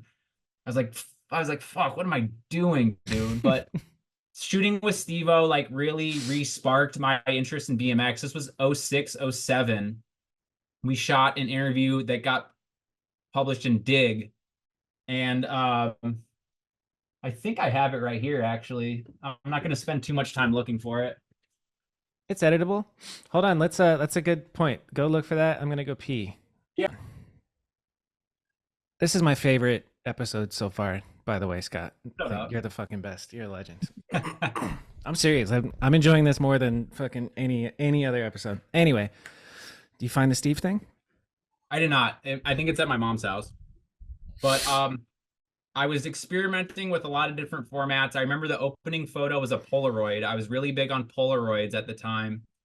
And there was a good mix of black and white, like darker prints, some digital stuff. I think there was a sequence in there. He was apparently the first person to do a Smith hard 180 down a handrail. Dope. Which is, now that I think about it, like, it's huge. Yeah, it was that fat, like, long 3-stair rail down on like Jane Street, I think, on the west side of Manhattan. Yeah. And he did Smith. Yeah, it was a Smith hard 180. He was like over Smith hard 180 or something crazy. I still, like, I wasn't like in the scene per se. I was just sort of like tagging along. He did invite me on a trip for Nation BMX. It was a mail order out of New Jersey. Yeah. And I got to go to Philly and Baltimore with like Chase Dehart, Garrett Reynolds, Ben Hiddle. It was like a pretty stacked trip. Yeah. And so I got to know a lot of guys, and I shot a lot of good photos, and it was pretty pivotal. But I still was kind of like doing my own thing, you know, in school, still focusing on work. I'd go out and ride, you know, but I wasn't progressing. I was sort of just maintaining. There was this one setup near my school. It was at Union Square, like the northwest corner of Union Square. There was a McDonald's right across the little street there. And there was just like this little system of like 3 different like sidewalk patches. There was like a long one, and then a triangle shaped one, and then another long skinny one. And I would just do like Manny, drop Manny, up Manny, 180, cab Manny 1, like just little shit, you know, dude, just to like pass the time sometimes. And that's kind of like, not the extent of my riding, but that was my favorite part of riding, was just like tricky little things right near my apartment, you know, just whatever, you know. I love that so much. I can relate to that big time. Yeah. Yeah. Little jibs on sidewalks, dude. I love that. Like riding a solid mani pad curb is one of my favorite things of all time. It'll never get old. Dude, low risk, high reward, like strenuous. I love getting a good workout. I always rationalize with myself, if I try to get a clip and I don't get it, at least I got a good workout. Because you've probably seen me film a clip. I don't stop until I'm exhausted. Yeah. And I'm sweaty and I'm tired and I'm sore. And if no clip comes of it, I burn some calories, you know? Yep. Because I can definitely afford to do that these days. It's a good perspective. So through Steve, I guess Steve is your I don't even know a metaphor, but he brings you into the fold a bit, and you go on this is like, you shoot that interview, it ends up in Dig, and then you go on this Nation trip, and then you're meeting the fucking icons. Yep. Is Push It a Stop becoming a thing at this point, or a thought, or? Push It a Stop came about in 2009, maybe 2010. And it was sort of the brainchild between my boy Ryan Bailey and I, we wanted to make a website that was informative. It was resourceful. We had interviews, product reviews, tutorials, all that. And he came up with the name actually. And he kind of we had a sort of a falling out, but we were living together. And then our whole place, the Snake Lounge, shout out the Snake Lounge. There were like 7 of us living in this one warehouse loft in Williamsburg, Brooklyn. Like right before Williamsburg started getting built up, we could go on our roof and see the entire skyline of Manhattan. There was an ad I shot of Black Man for G Sport, the watch company, on my roof where you could see the entire skyline. He's just doing a hop whip. And like almost as soon as we moved in, they started building up all these high rises and it blocked the whole view. So 2010, I was just about to graduate college. Snake Lounge broke up. That's when Push to the Stop became a thing. And I got like stickers made. I bought the URL. I started doing like little posts on the site. I started like going out just to shoot tutorials. Like, hey, today we're going to learn about flash durations. Or like, hey, today we're going to learn about like film speed, like little shit here and there. Hell yeah. You're filming And it? if I would Or like tutorials, you're doing video or text? I did a few video tutorials later on. If I would have started earlier with the video tutorials, I think I could have had a pretty good YouTube channel going. Yeah. Honestly. But I would just type it out and show like sample photos here and there. That's great, dude. Yeah, I don't know why I didn't embrace YouTube more, but I think I really could have had something big going. But Man, for whatever reason, you kind of do shit. I really like it. Like starting from a young age. You made a fucking full length when you were 12 years old. That's insane. Like, all right, cool. And I've known about Push to Stop because now we're in the era of like I am coming of age. It's 06, 07. I'm 17 years old and just starting to get into the internet of BMX. And I knew about Push to Stop. I knew about Scott Marceau, and just it's so sick to hear the behind the scenes part of it. Thank you. Around that time that Push to Stop is becoming a thing, what was the media landscape like? I feel like the Come Up was popping in 2010. Vital BMX was big. Ride BMX, the actual website was big. Dig. Did Dig have a website back then? I don't know. I feel like Dig was OG with just I don't know. I don't know the history of Dig. I wish I did, but so I met Adam 22 in New York. Right actually like when I was shooting that Steve-O article. I can actually remember the exact night I met him. And I first saw him from a distance and thought it was Vinny Salmon because it was this big white guy on a BMX bike. Yeah. I was like, is that Vinny Salmon? And then I don't think I introduced myself. It was just like a lot of times in New York, there'd be a crew of riders like deep, like 15 people just pedaling out from the banks, going wherever. And you wouldn't even know some of the people you're pedaling next to, but you're just like stopping at a spot, doing your thing, smoking, drinking, shooting, whatever. And Adam was just there, like kind of talking shit the whole time, just like commenting, like handing out nicknames, like, and just like observing and like saying shit. And I can't remember exactly when like we formed a friendship, but it wasn't until later, like way later, 2011 or 12, when he asked me to start blogging for the Come Up. And that in itself was like a huge stepping stone further into the industry. Yeah. Because I had a voice. I didn't just have like photos being run. Like I could like comment on things that were happening. And so that was really big for me, I think. And I have to thank Adam for really opening the door for me in a lot of different ways. He got me in touch with a lot of companies, a lot of figureheads. Outside of BMX, he's gotten me a lot of good gigs. This is where we could talk about Riley Reid, although it's out of chronological order. But so it was. I think people are going to be pissed if I let that slide by. So let's talk about it. I got given a tip by my friend Justin Benthian that Scott Marceau is such a stand-up guy. He said no to Riley Reid when she wanted to have sex with him. This was 2019, I want to say, and Adam had but No Jumper was like really popping off. Mm-hmm. It was like really coming up, and he had a connection with Riley Reid, you know, one way or another, and he asked me if I wanted to shoot this photo that would eventually run on a t-shirt or a hoodie or something. I was like, yeah. I was like, sure, dude. And I asked him to pay my day rate, and he's like, we can't do that. He's like, my guy, like he had just hired like the brand manager to like handle the finances. He's like, he said we can pay you this much. He's like, there's kids that are willing to pay for this job. And I was like, you're probably right, you know, okay, I'll do it. You know, you're my boy, like you hooked me up. It's Riley Reid. Yeah. So I show up, I meet Riley Reid. She's with her like makeup girl. There's a few people in the entourage. Um, part of a prop for the shoot was these two huge bags of weed. I think it was like, oh my God, it was close to a pound. But if you see the photo, she's got these two bags hanging from the handlebars, and she's posted up in front of this gate. And we spent the morning. We went to, I think it was only 2 or 3 locations, but I shot, it was only probably a total of like 2 hours, and I had no assistant. I remember sweating my ass off just like carrying my gear and setting up and breaking down. There were probably about 12 to 15 people on set, and as soon as I realized that like we had what we needed, I said, all right, we're good, let's wrap. She goes, okay, can I say this on air? So we're gonna have to bleep this. She goes, okay, now whip out your cock. I'm like, oh, word. Like I look around, like make sure everyone like heard that she said that. Yeah, they're out of context. You're just like, "What's up?"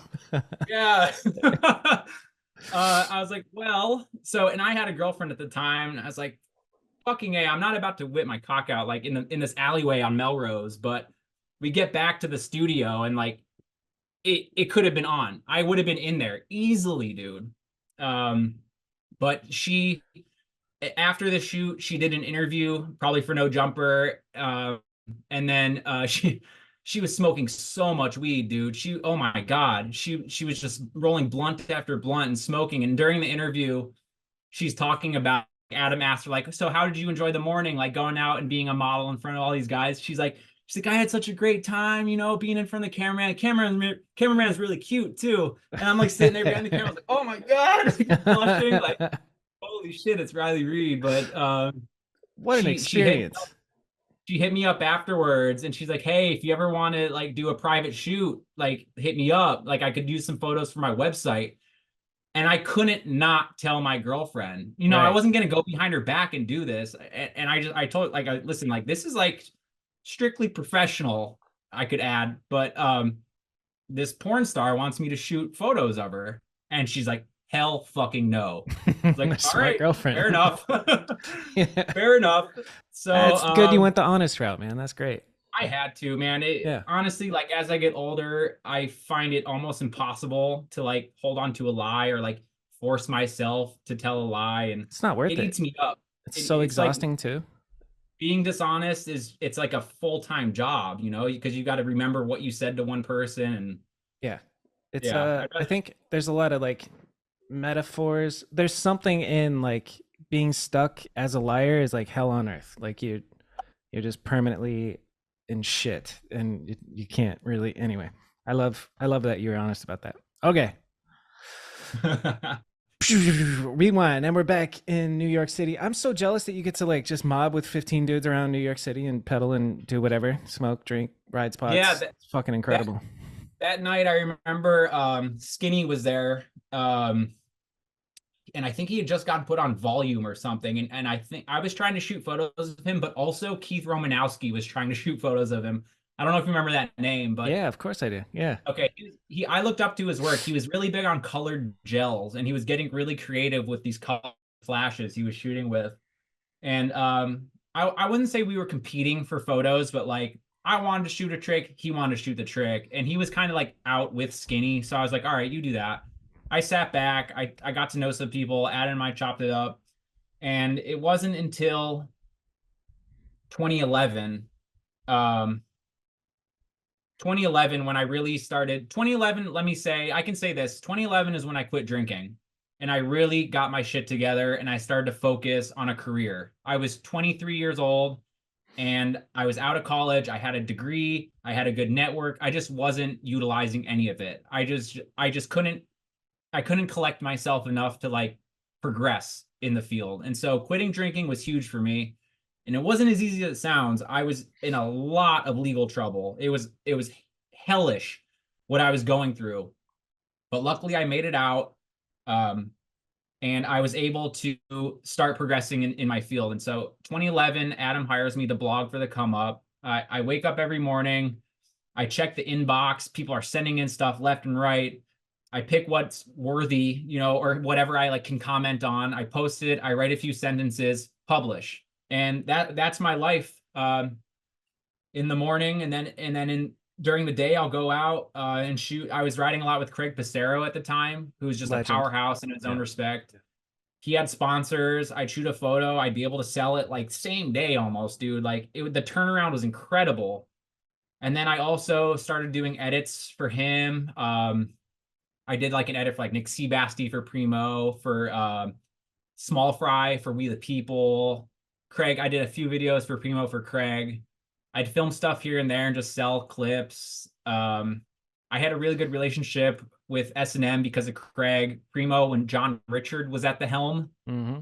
I don't know if everyone, well, actually, a good amount of people might remember when John Richard was in charge of Primo, and he was just giving out money. Like he paid for a trip for Nick Sebasti, Small Fry, and Craig and I, and he paid gas, he paid lodging for like a long weekend trip for these kids, like seemingly unknown. Like 2012, I was shooting for the Albion, and the Albion. I haven't thought about that in so long. Yeah, that was the time. So I definitely want to touch on that. So I got the gig at the Albion. Like I was freelancing, sending stuff in, doing a few articles for them, and then they finally kind of put me like on the team, like in the masthead, my name, like staff photographer. So that was huge for me. Like that was a very big moment because I was finally like part of a publication rather than just freelance, like sending stuff here and there. Just as soon as it came, it was gone. Like they did like 12 issues, maybe 13. I was on staff for like maybe 3 of the last issues, and all of a sudden it's like, you know what? We can't even do it anymore. It's unsustainable. Yeah. And low key, they still owe me over $1,000. Like there's, I still have fucking. I should frame the invoice, but I can't be mad. I can't be mad. The last piece. That's got to be the death of magazines. Those years, 2012 to I don't even know. Continue. It's funny, Bobby, because I was working for print and I was working for digital. Yeah. I was at the Come Up, like feeding into the digital internet machine, and then later in the day, I'm out shooting film, might I add, Hasselblad, medium format, expensive, nice film to turn around and try to like get magazines. What a walking contradiction you were, huh? I was. Song. Yeah. That was me, and I didn't realize it. I was just kind of going along with like what I was handed, I wasn't thinking beyond the day. I was like, all right, I'm gonna blog in the morning, and I'm gonna go out and shoot and film and ride it in the afternoon and evening. And one hand was punching the other instead of feeding the other, or whatever they say. Right. And turns out the internet won. Who saw that coming? But the last piece I did for the Albion was a Tyrone Williams interview, and I got one of my most successful photographs from that assignment, the one of Tyrone riding next to Regis Philbin. I don't know. Oh shit, yeah. Yes. Yeah. That is like probably my first, second, or third most iconic photo. And that was September 2013. Never forget that. And yeah, it was surreal. And it was okay. So it happened. I'll tell the story, even though you didn't ask. But Tyrone had just gone viral doing the city bike video when the bike shares first started popping off. Yeah, he got a city bike and he just started fucking ramping, doing grinds, like all that shit. And a show that Regis was hosting, it was called And the Crowd Goes Wild, I think it was called. and it was just like this like desk of commentators who'd sit around and like talk about sports stuff that's going on, viral videos on the internet, and they found Tyrone, like, yo, we want you to come on for this piece. And it was kind of funny because like Tyrone and I were riding and shooting, and he kind of like half-assed like told me, he's like, yo, yeah, so tomorrow like I won't be able to come out because I'm going to do this interview on this TV show. I'm like, well, dude, like let me get in there. He's like, Yeah. oh, okay, cool, you want to come by? All right. And so in the morning we had some TV station was filming him at the Williamsburg Bridge Plaza, right there where the famous gap to left side rail is, Mm-hmm. and the horse statue right at the bottom of the Williamsburg Yeah. Bridge.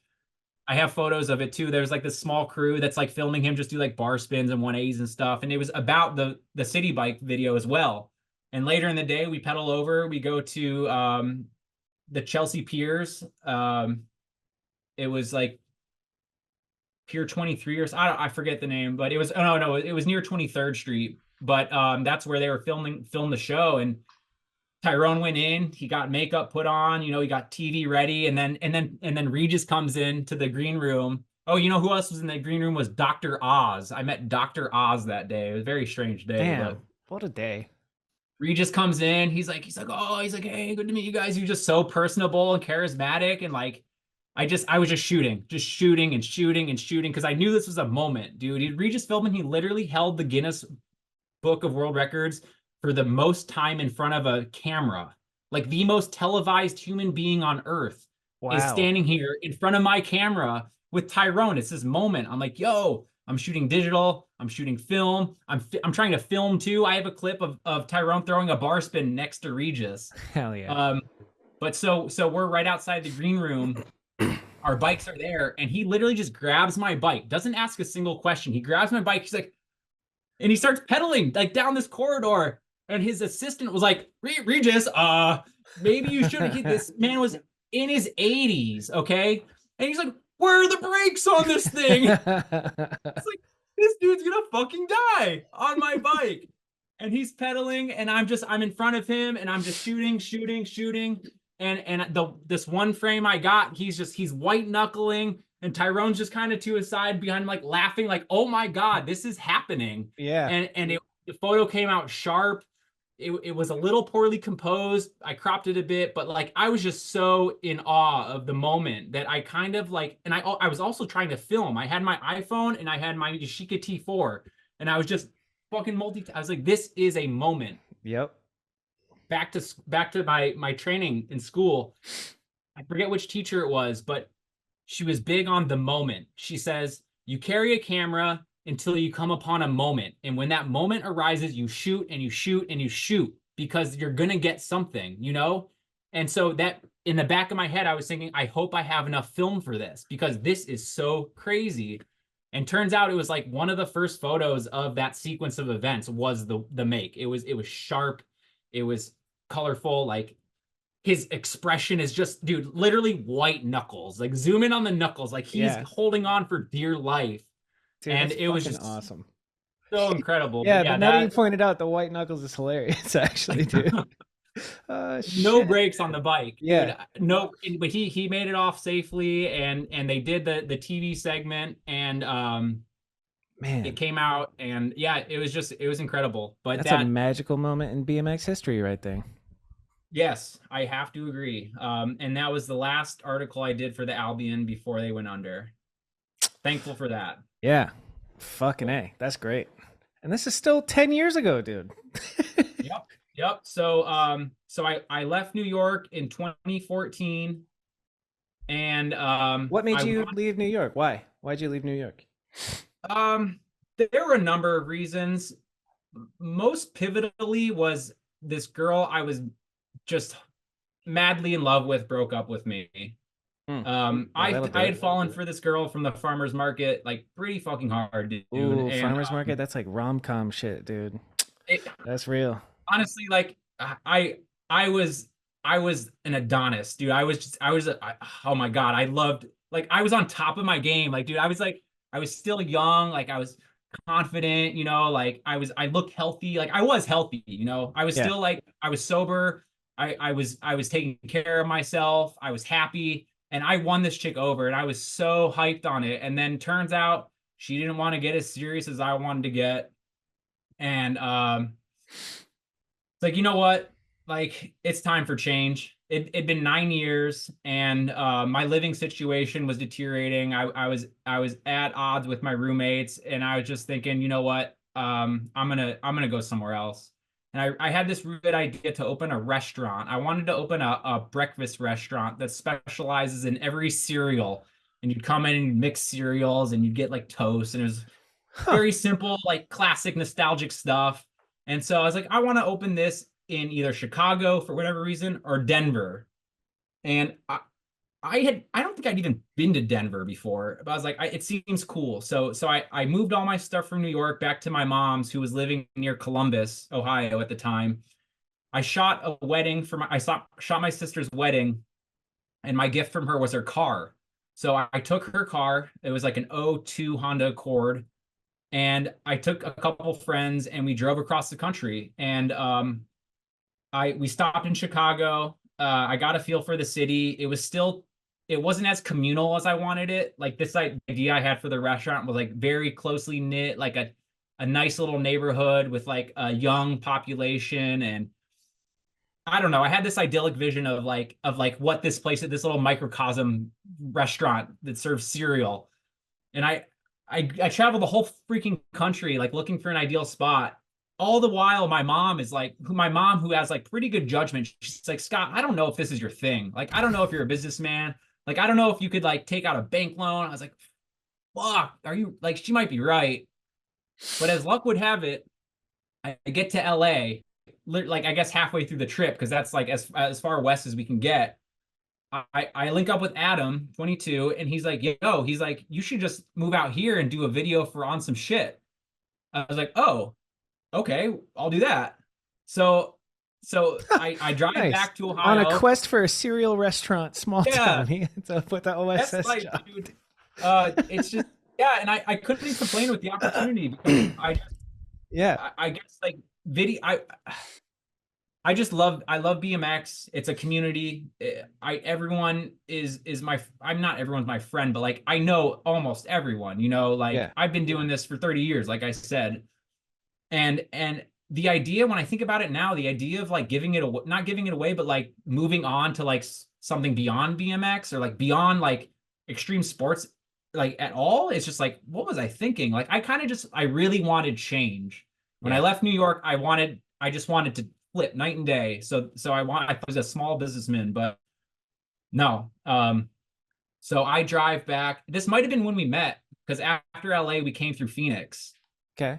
Yeah. And would that have been when we met? 2013? That sounds about right. Yeah. Because I'm in Okay. peak BMX life, Sabrosa, Yep. working at Sabrosa, living in a BMX house in Tempe. So probably, I feel like, Yep. yeah, I would have been the So place to swing by. I get back to Ohio. This is about end of June 2014, and I start packing up my things. I have like a garage sale at my mom's to get rid of some of this frivolous stuff I had. Um, uh, and I hit the road. I made a pretty good plan to get to LA. Oh, I had a gig lined up. This guy I was working for in New York, Davey Wilson, 0% chance he'll watch this, but Davey Wilson was this photographer in LA. He was hooked up with Sony, I think, but he got really good gigs, and he has hired me as assistant on a few shoots, and he linked me up with it was Sony out here. So I had to be at Sony Studios in Culver City on the morning of December 5th, 2014, to shoot a photo of a barrel from the set of Breaking Bad that Bryan Cranston and the other guy from Breaking Bad had signed. And they needed a nice photo of it. So my first assignment, literally like the first morning I was in LA, I shot this photo of a barrel, and they listed it for auction. And I don't even know how much it went for. I guess I don't remember like what even came of that, but I was in LA. I had already made money, established myself as a photographer, and then I got to go out and just film every day, like Began, Stevie, Mikey Tyra, Connor Keating, fucking Dylan Lloyd, Fucking hey, It dude. was just, Yeah. I was like, hey, I'm back in it, you know? And it was like that seamless where I was like, I was in another city on the other side of the country.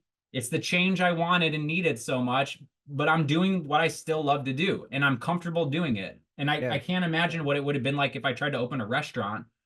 But turns out I think I made a better decision by not pursuing that. Yeah. Yeah. 2014 But OSS video. What is it? What video was it? well, the video that came of that project was on everything. Ah, And sick.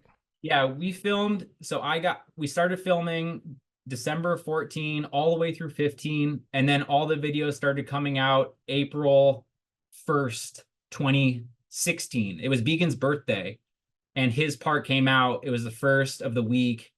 Began Monday, Caleb Quanbeck Tuesday, Mikey Tyra Wednesday, Bangers. Thursday. Who was Thursday? I just said bangers. I don't know. Let's see. Oh, Friday was Stevie, and everyone thought it was done with Stevie, right? Everyone thought Stevie be the ender. Dylan Lloyd on Saturday morning. Boom! Yeah. Dylan Lloyd explodes on the. Today's his birthday too. Shout out Hell Dylan yeah. Lloyd. Shout out Dylan Yes. Lloyd. Happy birthday, Yes. Dylan. I love that guy. Yeah. That's sick.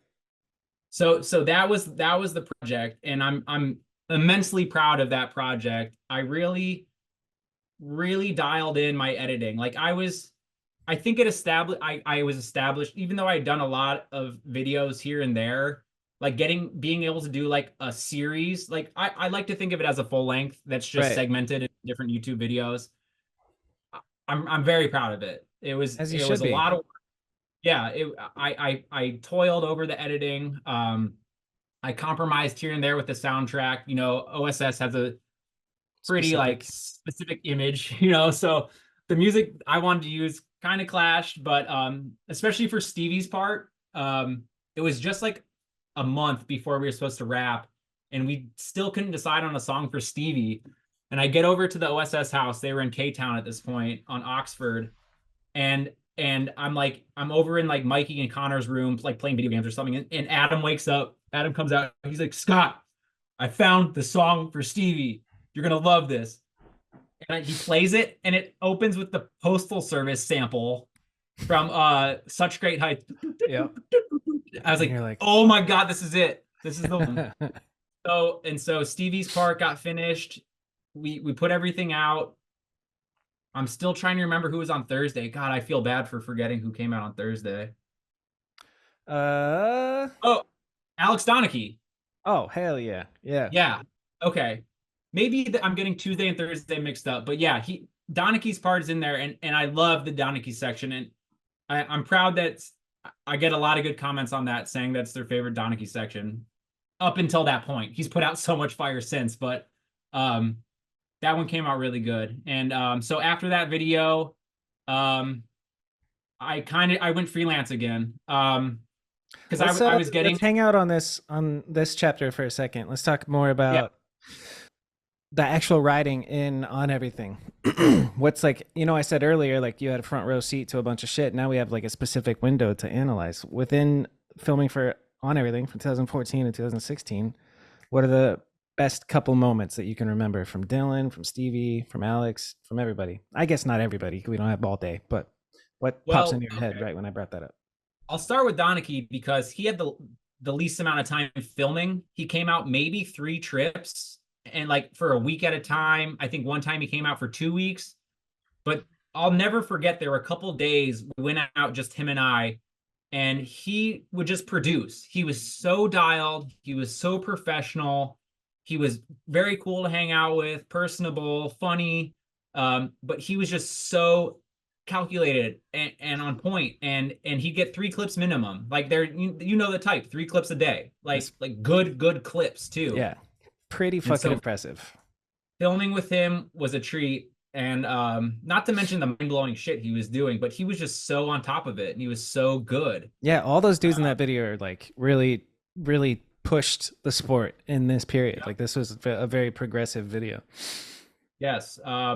Began had some really creative things. He had a 2-song part. He was just a powerhouse, and I mean they lived real close, so we were out almost every day, you know. Pedaling local, driving into wherever. We did a couple trips not many. Actually, we went up to SF for a weekend. We did like, holy crap, is that the only trip we did? That can't be right. Maybe it is right, but we made the most of what we had. You know, Vegan and Stevie almost every day, and then Dylan came out and stayed for like a long time between his visa issues. He got, I think he got Vans to give him like an athlete pass or some sort of backdoor entrance into the States to let him stay longer than 3 months or whatever the rule was. Mm-hmm. But dude, I'm watching filming this with shit right now. Sorry, I'm just interrupted. Fuck. Finished. part are you I'm watching? so sorry. I'm watching the end of Alex Tonicki's part just to kind of Oh, jog yeah. my memory, and just crank arm hard 180 down that rail was so Yep. insane. Was that a Pool party. quick thing? You say pool party? What'd you say? Yeah, because if you listen in the background, Alfredo yells "pool party" because we went afterwards. We went to the homie Alex Auerbach's Pool place. party. Yeah, you do hear. I think that was his name. Yeah. Lived out there. It was in like Agora Hills or somewhere out near Simi Valley or something. And we got invited to hang out at the dude's place. He had a hot tub, he had a pool. And so, and Alex was already wearing his board shorts. That whole trip, I swear he wore those same board shorts. So he was ready for the pool. But yeah, so that was his ender, and it was hard for him? groundbreaking. Yeah, that's Was it super hard? ground. Yeah, was that difficult for him? Like, I mean, dude, a struggle for Alex Techie is relative to everyone else's struggle because it took him maybe 20 minutes. You know, he got a couple flats. I remember he got at least flat, so that added to the. But dude, I'd say in less than 15 tries, he was rolling away clean. That's incredible. Which is incredible because that rail had a gap at the end. It kind of set you straight into the ground. Like you didn't have much leverage to like spin. But it was the first one I'd ever seen on a handrail, and honestly, I think it might have been the first one done on a handrail. Yeah. Like I'm trying to think of the only other one I can think of is Simone and his Nostra frame promo, but it was on a flat out rail, like definitely not down. Like a down rail crank arm hard 180 is pretty fucked. Still. Like still. Yeah. I don't understand the trick. Every time I go and do crank arm grinds, I have to relearn them. They're just so elusive for me. Yeah. I think I've done one in my entire life. Let's talk about Stevie's banger, the truck. Actually, that's not the banger, is it? Oh, he did roller coaster ice hard. Yeah, roller coaster ice hard. But I'd like to talk about, I guess, both of those. Fuck, man. What a flash in the pan of brilliance Stevie Churchill is. Like, I mean, that's almost insulting. I don't mean a flash in the pan, but like. Well, he had his time. He was on top for a few years, if I can remember correctly. But as soon as I got out there, they had just put out John Hicks had just put out those two iconic ones. Yeah. Yep. Began's Crash and Stevie's Mind-Blowing Edit. And I guess I was there, like, not as an afterthought, but Stevie clearly was riding his best during that video. And when I got there, I was pretty much told to bully Stevie into riding if he didn't want to ride. Okay. In a certain number of words, I was supposed to call Stevie names until he did what I wanted him to do. And I was like, I'm not going to do that. If Stevie doesn't want to ride, Stevie's not going to ride. So I pretty much let him do his thing. You know, he'd get in the van in the morning. He'd be in a good mood, still drunk a little bit, you know. And by like 2 o'clock, like sleeping, he'd film maybe one thing in the morning. He's a little grumpy, but I'm not going to like bully him into riding. So he wasn't as motivated, you know, and I'm not going to, I don't know. I'm not going to comment too much more on that, but Dylan Lloyd was there and he was hungry, dude. And he was healthy and he was stretching and he was working out and he just had the right attitude. And so when Dylan Lloyd got the last section, essentially the ender of the video, I think it's when Steve was just like, you know, like, okay. Interesting. What a like dichotomy right there of just like the healthy, eating well, stretching, working out, and then partying and napping, and that I can say I've lived both of those. It feels better on the healthy eating side, healthy stretching side, but this side's pretty fun too, dude. The party side is fun, like short term. Like, dude, Yeah. when you're in it, when it's nighttime and you're thriving, you're feeling good, you're buzzed, man. Oh, nothing beats it. But that next morning, it's like, oh Yeah. man, I It could better be use some of worth that. it, you know? Oh, I'm just going through the parts and looking at the end because it's not every day you get to like hear behind the scenes about all this shit. I forgot about the full cab whip, dude. God, diggity damn, so yeah. So the progressive. full listen, Bobby, I'm not exaggerating or lying or trying to make up anything. The camera battery died at the end of that clip because it's a quick clip. It like the rollout like cuts pretty quick. The Yeah. battery died. Wow. Okay. Oh Yeah. my god, dude. Buzzer Yes. beater. And I should have said something. I don't know why I didn't. But I was like, all right, I'll let him go for this next one and just hope for the best. He was in the zone, and so I Yeah. didn't want to like break his focus or anything. And yeah, the 180 up, and then yeah, it's at Parks. It's that brick bank into the Yep. parking lot. Yep. Yep. And he landed it, rolled for a few feet, camera died. I was like, oh my god, did the camera record it? Like, am I Yes, gonna be dude. able to see the clip? So much anxiety. Oh shit. Thankfully, it's there. Yeah. But How dude, incredible. right. Okay, let me tell this story. This footage, well, I don't know if the footage is surfaced when Dylan Lloyd tried to whip El Toro. Have you seen that? Mm-mm. I haven't seen that. Okay. So Dylan wanted to whip El Who's I Toro think for his Dennis is the only one I've heard trying to whip it. No, Juice. Lil Juice. Lil Juice did whip it. Yeah, okay. Yes. Got it. Yeah, yeah. I don't know if Dennis tried or not, but Juice was the one who claimed it. Yeah. But Dylan had specifically said to me, brother, if you brother, This is Hulk Hogan. if we're gonna film a whip down El Toro, just take me there without telling me, okay? And I said, okay. I put that in the back of my head. And there was one day towards the end of filming where it was just he and I, and he was under the impression that we're going to some 12-stair stock rail and he was gonna do like a bar in something out. And I'm like, in my head, I'm like, this is too funny. We're driving south when the other rail's north. He doesn't catch on until we see like El Toro. Like we've been driving for like 40 minutes. He's like, he looks at me, he's like, brother. I was like, yes. He starts pumping up. He's like, all right. And I'm like, yes, dude. And it's just he and I there. We break in, we get over the fence. It's a tall fence. I fucking hated that place, but I set up a few angles. He wraps his wrist. He gets padded up, and dude, I'll share this video. I made a little like maybe 3-minute video of his attempts and like just the behind the scenes, and I guess I've never shared it, but he went for it. You know what? He wanted to oppo whip it, but he wanted to warm up. He wanted to at least get the regular whip. Huh. And first try, he just melts. He goes full speed, throws the whip, and just melts. Like he hits the ground pretty hard. Gets up, he's fine. Second try, he melts again. Not horribly bad. And he gets back up, goes to the top. Third try, he nearly makes it, if I'm remembering this correctly.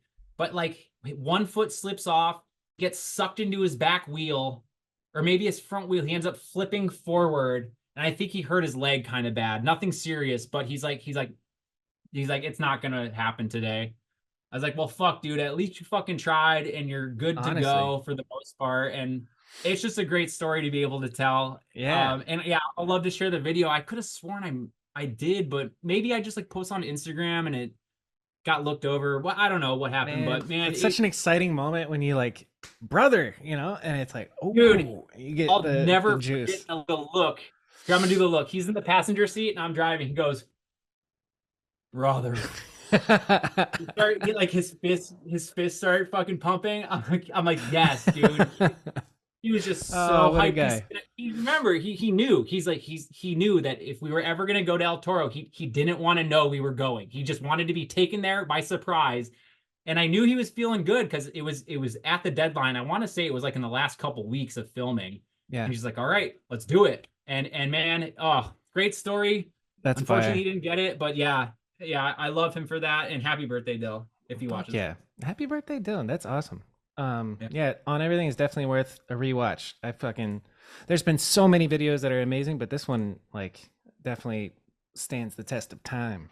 And you can almost see like the influence that these dudes have had on pretty much everybody at this point. 2016 doesn't seem like that long ago, but it's damn near 8 years ago. Yep. Shit. Yep. Fucking 7, whatever. Good, quick maths. All right, that was a fun tangent. Let's continue our journey down the road of Scott Marceau's life. We are in LA. We're working for, I guess, technically OSS. Obviously, you're getting paid to do this on everything, but you're also doing what for work to live in LA? So after On Everything, my role at OSS was kind of dissolved. I was no longer getting paid salary. I wasn't in charge of the van anymore. I was kind of on my own. And I had linked back up with a girl who I knew back home at our 10-year high school reunion. And we hit it off. We fell in love. I moved her out fell in love to at LA. a 10-year reunion? Yeah. I can fall in love anywhere, though. Your life is a rom-com, dude. Your life is a movie. That's great. So she moves in with me, and I think I'm done with BMX. I think, all right, I'm nearly 30 now. Like, I think I was almost right at 30 years old. I was like, you know what? Like, I'm ready to move on and to like get more like mainstream jobs. Just be more adult, I guess. I don't know. But so I wasn't riding nearly as much. I was shooting here and there, but what I was doing for work was like Uber, Postmates. Like, I was getting some editing gigs, but like they weren't very consistent. I had I still have a property valuation gig. It's like real estate, but like there's no creativity involved. You just You're go just and like appraising? see the condition. Yeah. Interesting. And I'm not I'm not a rider at this point. Riding was like an afterthought for me. Like maybe on the weekend someone would hit me up, like, yeah, I'll pedal around for a bit. But I was living like a boyfriend life, you know, going out, making dinner, just working to like have money to like enjoy life. Right. And I'm trying to think of what got me more serious about it. It being BMX? Yes. It was Nora Cup 2017. It must have been 2017 when Blunted premiered and Stephen Hamilton announced Simone for Street Rider of the Year. Sounds about I'll right. never forget that speech. Hamilton went wild on stage. It was really funny. But watching the Blunted video got me really hyped on making another video. Hell yeah. And that's when Aangles started. Okay. Hell yeah. So also on a less bright note, my relationship with my girl was kind of slowing down and faltering. And eventually I was like, all right, you know what? Like I feel like I can't properly be a boyfriend and also dedicate myself to BMX again. We saw eye to eye. She's like, all right, you know, like, okay, it's too bad it's over. She moved back to Ohio. I'm diving back in head first. It's literally the day I got back from Nora, I hit up Reid Stark. I'm like, Reid, I'm making a DVD. I want you to have a part. He's like, bro, let's do it. Hell yeah. And the first day of filming with Reid, the first day of filming, we trekked up to the observatory on mushrooms and just filmed like B-roll of him like hitting like little dirt just on the side of the path and stuff. Like no real tricks.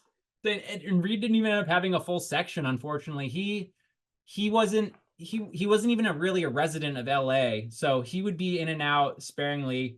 And he ended up having a good amount of clips, but he didn't have a full section. But he was supposed to be a full section in the video. But who was the original roster that you had in mind?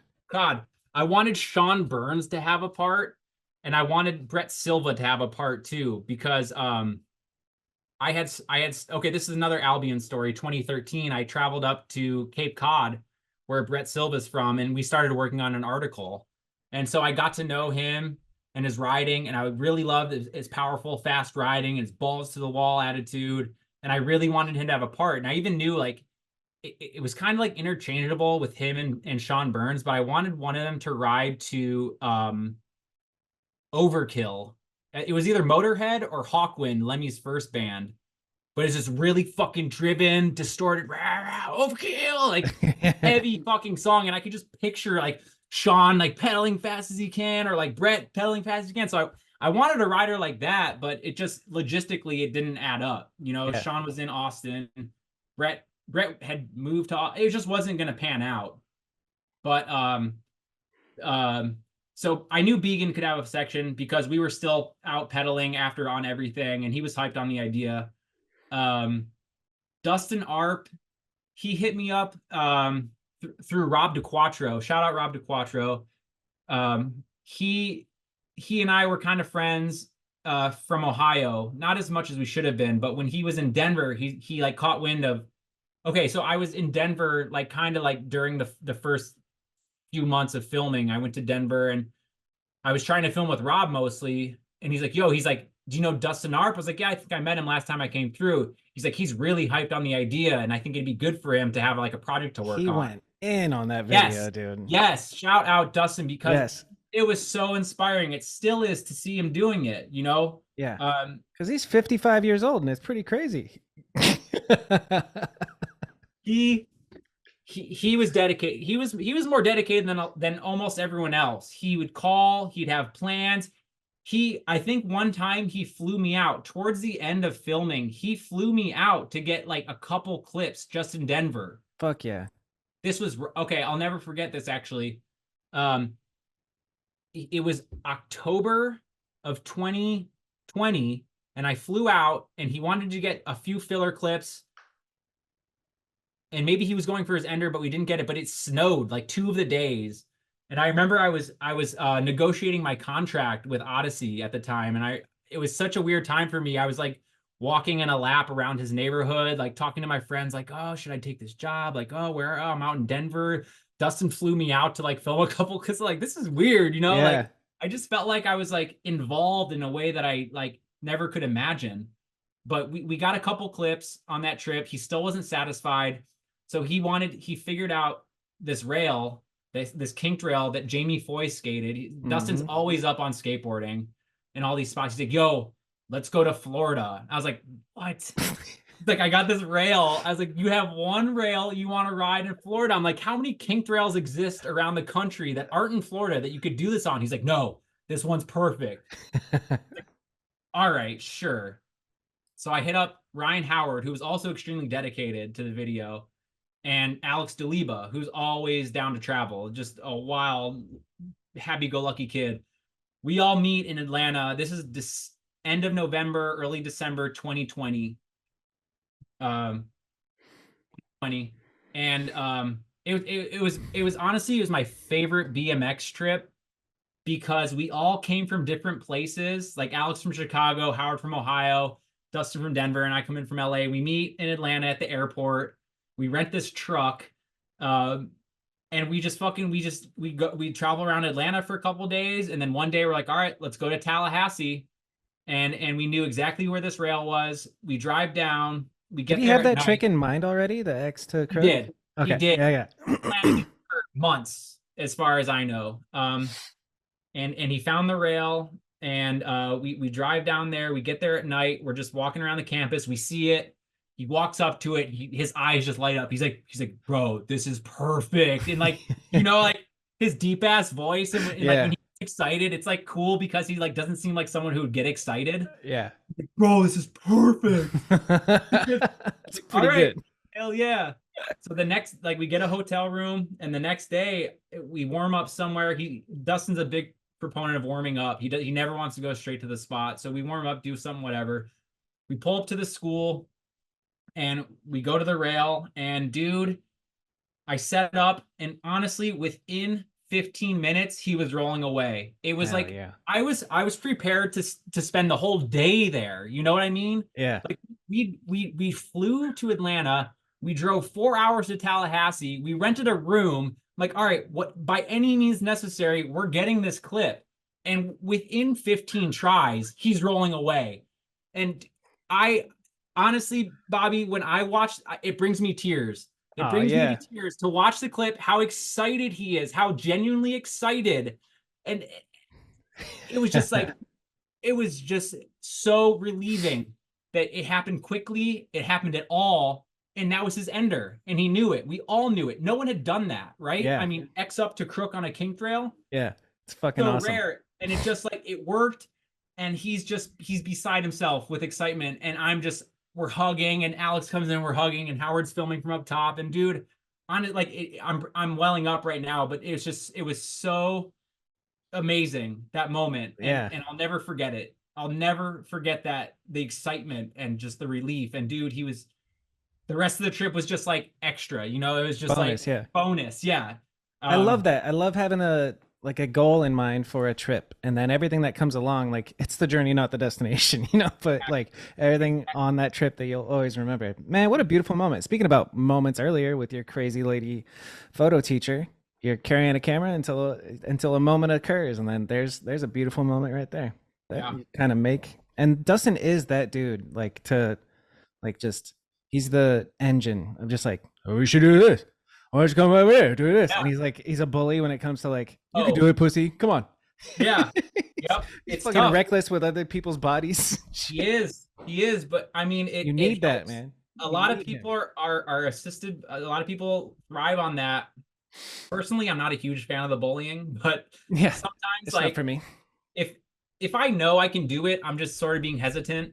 Maybe a little push, a friendly push helps. Yeah. But if someone just like straight up says like, dude, do this, I'm just like, and if I'm not feeling it, I'm like, fuck no. Like Yeah, I've for real. learned in my older age, I've learned to pick my battles. And when I know it's not right for me, or when I know I'm not feeling it like close to 100%, I'm just like, nah, all good. Yeah. You can call me bitch all you want. All good, dude. Yeah. I used to be that way with like the first mediocre because I just had so much like fire behind it of like, you should do this. You really need to do this. You got to do this, you know? And I would Yeah. almost pressure people to do shit. But in my old age too, I'm just like, hey, it's fucking BMX. You could get hurt. I'm not going to tell you to do shit. If you Yeah. want to do it, I'm here for you, you know? And the way BMX is going of the past couple of years, it's like it's more technical, you know. I mean, like, of course there are people that are still doing big shit, but like there's a lot more smaller shit you can do and like make it just as cool, you know, like different, just little tech stuff, jibby here and there. And so there's really no reason if you don't want to go out and like risk it like in a big way, then you know, go ride a fucking manual pad and it can be Yep. just as gratifying, you know. For real. Yeah, it's a great thing. Fuck yeah, dude. I love hearing that story about the X to crook. Dude, oh my god, I loved it. I loved it. And um yeah, it was Bro, you just really over filmed for full length. I gotta say, you filmed Yeah. 3 hours worth of footage.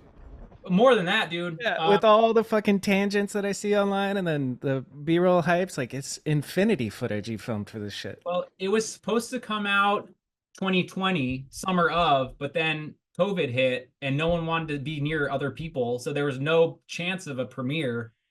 And so I was like, all right, I actually remember posting on Instagram saying like, all right, we're gonna film for another year. It's still coming out because at this point people were like doubting it. Yeah. It was you had Denim on, and Denim was like, I didn't think that video would ever come out. Yeah. Damn, dude, for real. But I had every intention. I was not gonna just let it fall by the wayside. It was like a premiere is crucial. Like it was definitely something that I Imperative. wanted. Yeah, I needed it to happen. And I was like, if it can't happen now, then we're just gonna keep filming. Right. And it turns out, if you remember, because you were at the premiere, that was awesome. I did not expect to see you there. Fuck yeah. But that was like a small window of quarantine restrictions where it was like kind of free. Because then after that, there was like another little like quarantine period and people Yeah. were masking up again. Yeah, so it was like I kind of got lucky right there. But it happened, it came out. I look back on it fondly. I can watch the video and there's only a few things I still critique. There's like a few little like errors I made, but like I'm someone who doesn't like to go back and watch my published work or look at my published photos because I It's always rare. pick something that Yeah. I did wrong. Or Dude, like your I editing was doesn't phenomenal. matter. Like in particular, like your timing of cuts. I was like, this is perfect. It's not like too short, but it's very short. It's like the cuts are nice. It was a Yeah. really well done video. And you're squeezing so much into, it's just so it's Yeah. dope. Big There, fan. thank you. It's a quick action-packed video, which was an idea in the first place. I wanted the attention to be retained because I know how quickly someone will like just look at their, like if they get bored, they'll just pull out their phone and just start doing whatever. Yeah. Or you know, I wanted it to be packed with action. You can't look away or else you'll miss something, you Yeah. know. The premiere, everybody screaming. That shit was fire, dude. That was Yeah, great. yeah, but It's always yeah, worth it, man. A full length video is always the best. It's the best there's feeling still ever. so much footage left over. Yeah, I mean, and still like I'm still working on like a little like 12-minute redux, 2 songs with all the best footage. It's just something I like. There's these two Nice. songs that I've been sitting on, you know. I'm a Yeah. I'm a huge fan of music. I want to talk about this real quick. Yeah. Uh, You got it as an editor, it's so important to understand the music and to see it as like troughs and valleys or peaks and valleys of action and like unique nuances and like little melodies and solos. Like you need to build your footage around the song. You really got to Hmm. listen to it in and out multiple times through and like even map out, like draw on paper, like here's where something needs to hit. Here is where a line can go. Here is where a guest clip can go. Like there's like a song is like a story with different chapters and you just have to like build the footage around it, you know? Yeah. So that's huge because a lot of the songs and angles I've been sitting on for up to 10 years that I've wanted to use and I finally had the chance to use it.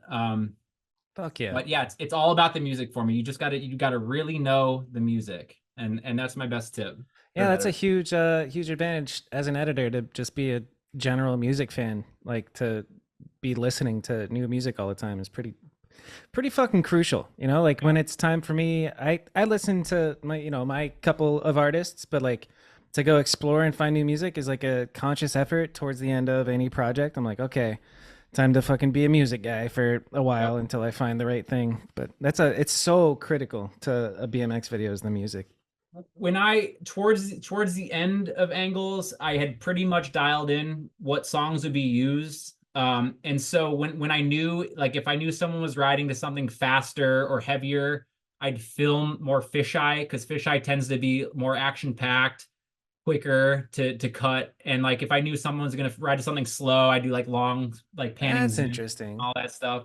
Base So your filming off of like what you know the song's gonna be. That's I've yeah, never heard that before. Yeah, that's yeah, interesting. like the Grant C. Dan Kruk split part. I knew that song I'd been wanting to use for a long time. It's like this real soft, like dainty, like girl, female fronted band, and so I knew that I just wanted it to be like really fucking calm, like smooth zooms, like high wide angles, and that came out really well. I'm really hyped on that section. Is the full thing online? I just saw parts on No, your YouTube. it's Okay. not Ain't it not about public. time?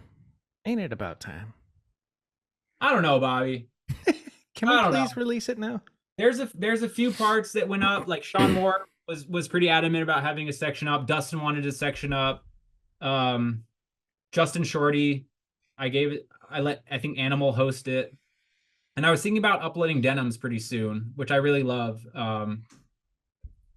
It's just a treat filming with him. He's got such a great attitude, and he loves to just send it, and that makes for really good footage. What's your argument to not put it online? My argument, okay, A is that I'm sure it'll get like muted because of the music. Like Denim Rides to Elvis. I don't even know how YouTube's gonna handle that, right? Yeah. Like I don't know. I kind of like the idea of it being a time capsule in that you have to have the disc to fully enjoy it. You have to watch it as a full video because it I blended it all together. Like the structure of the video is very well thought out, and so I like to show it as I laid it out, you know, from section to section to section for this reason. The music blends, the music gets heavier, the music softens, and then putting it online. I don't know, man. I guess I'm being stubborn, but That's okay. You can be stubborn.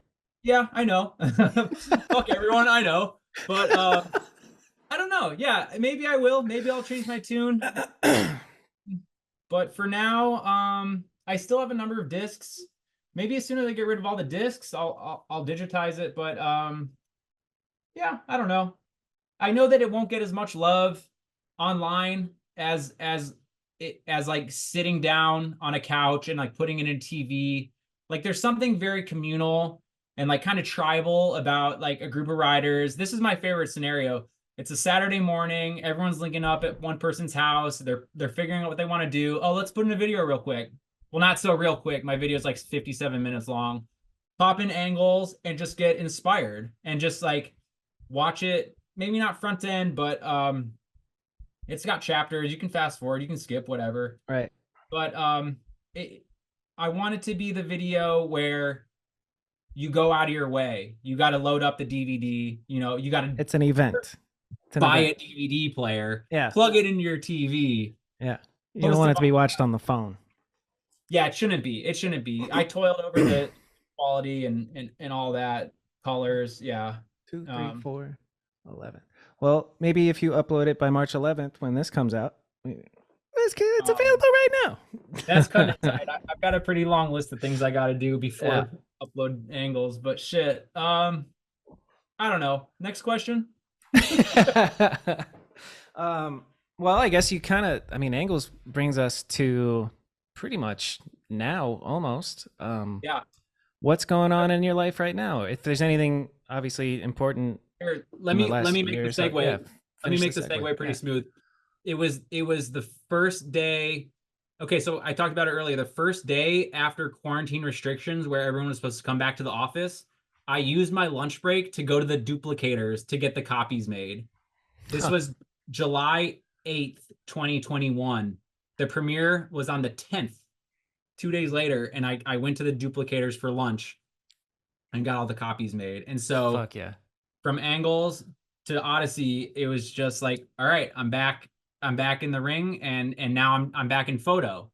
And it took me a few months to like fall back in love with a still image, but like it was quick. Like I was quick. Like all it took was like 1 or 2 great photos where I was like, fuck, like I love this. Yeah. Like to be able to capture a trick, a feeling, the atmosphere, the ambiance in one frame, and it's just boom, like this is it. Here's the photo. You can study it as long as you want. It's not going to change. There's so many different things to look at. There's composition, there's tonality. Everything is there. It's not constantly changing like a video. Right. And just to be able to tell a story with one single moment is like a very cool thing to me. Yeah. It's powerful. Yeah. It's potent. Yeah. And it's a totally different, I mean, it's so similar to video in the sense that video is just pictures playing fast, but like there's something about you only get one frame where it's this whole different ball game. Timing, composition, timing. Like you wouldn't film necessarily a trick. Oftentimes it can be similar, but you wouldn't film a trick the same way that you would try and capture the moment in a photo. Right. How do you feel about flash photography? Like it's sometimes Lufa's out here shooting a photo and we're like getting kicked out of an apartment complex and he's like, let me set up my flashes. And I'm like, dude, and 20 minutes go by and we're getting kicked out. I'm like, fuck, man, fuck flashes. I mean, sometimes it's necessary based on like the gear you're using or the time of day or the conditions.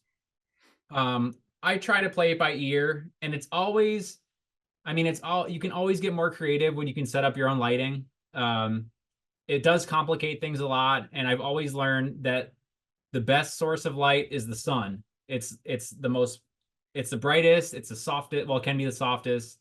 And if you can always work with just one light and that light is the sun, go for it. There's no reason to overcomplicate things. Yeah. But when the lighting is not optimal, like say like middle of the day, noontime, harsh, direct lighting from the top, really harsh shadows on the face, you got to use at least fill. Yep. Evening, nighttime, obviously, you got to set up your lights. And really the art of photography, the word means drawing with light. And so when you get to set up your own light, you're really showing your artistic ability. You're really creating an image. When you set up a fill flash, you set up a kicker flash, you set up a rim light. Like there's so many different lights you can set up. And I really love the dimension it can bring. But it is, like you said, you're getting kicked out of a spot. There's no time. You're going to a busty area. Dude, just pull out your camera and shoot a sequence. You know, like there's just some times, and I learned this early on. Like there were times, I can't name them specifically, but like the dude didn't even get to attempt because I took so long setting up, you know? Yeah. And it started to click in my head like, oh shit, like that's my fault. Whoops, like yeah. There's a time and a place. Yeah. Some things just like don't need a photo, I guess.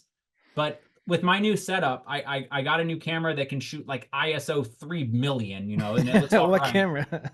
It's the Canon R5 Sick. Yeah. mirrorless. Yeah. The high ISO capabilities are incredible. So I can kind of get away with shooting natural light in almost any condition. Yep.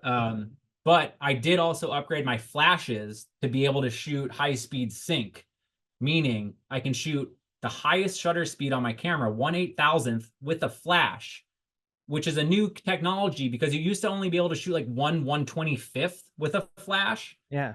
That would make, if your flashes weren't quick enough to freeze, say, the spinning of a wheel, the spokes would always get all mushy and blend. And I always cringed at that, but it was like unavoidable for the longest time. Because of the flash technology. That's Exactly. interesting. Yeah. The communication between the camera and the flash wasn't quick enough. But now with high speed flash, I can, oh my God. At 8,000. Yeah. Game changer, dude. Game changer.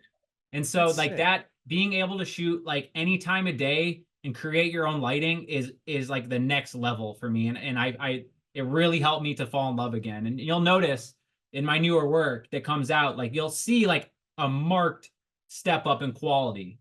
Z's doing it too. Tristan's been doing it.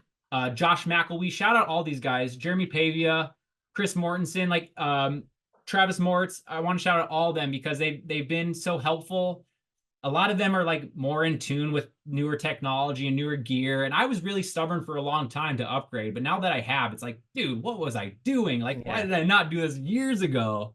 Yeah. But I'm glad I'm here now. And like, honestly, I'm making some of the best photos I've ever made with the best riders that are doing it. And it's just like, I'm just like thriving, dude. And I don't want to like sound too like big headed or anything, but like, sometimes I'm jaded. Like I go out with Dennis Enerson to like film him do some of the craziest shit ever. And I'm not like fanning out. Like I guess I remember the first time we shot with Dennis, I was fanning out and I had to hold back. But now we go out with Dennis, like, oh, what's up, Dennis? Are you gonna jump off what? Oh, you're gonna get up onto that rail? Oh, that rail over there? Get some binoculars. Okay, stay.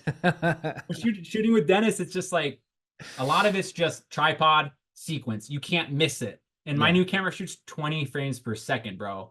That's almost a video camera, you know, with like still image quality. I'm not going to miss. That could pass as a video, 20 frames a second. Yeah. Yeah. You could really work it to look like it. But I'm not going to lie. A lot of Dennis's photos are spray and pray, you know? Yeah. But I do love, honestly, my favorite things to shoot are simple tricks that can be recreated easily. Bunny hops, wall rides, you know, like little like just like stuff that, I don't know. Honestly, bunny hops. Like I love just shooting a simple bunny hop. The form, the versatility. You can do it almost anywhere. Like it becomes more of the background. Like I'm looking at one of my favorite photos right now, and it's a scene.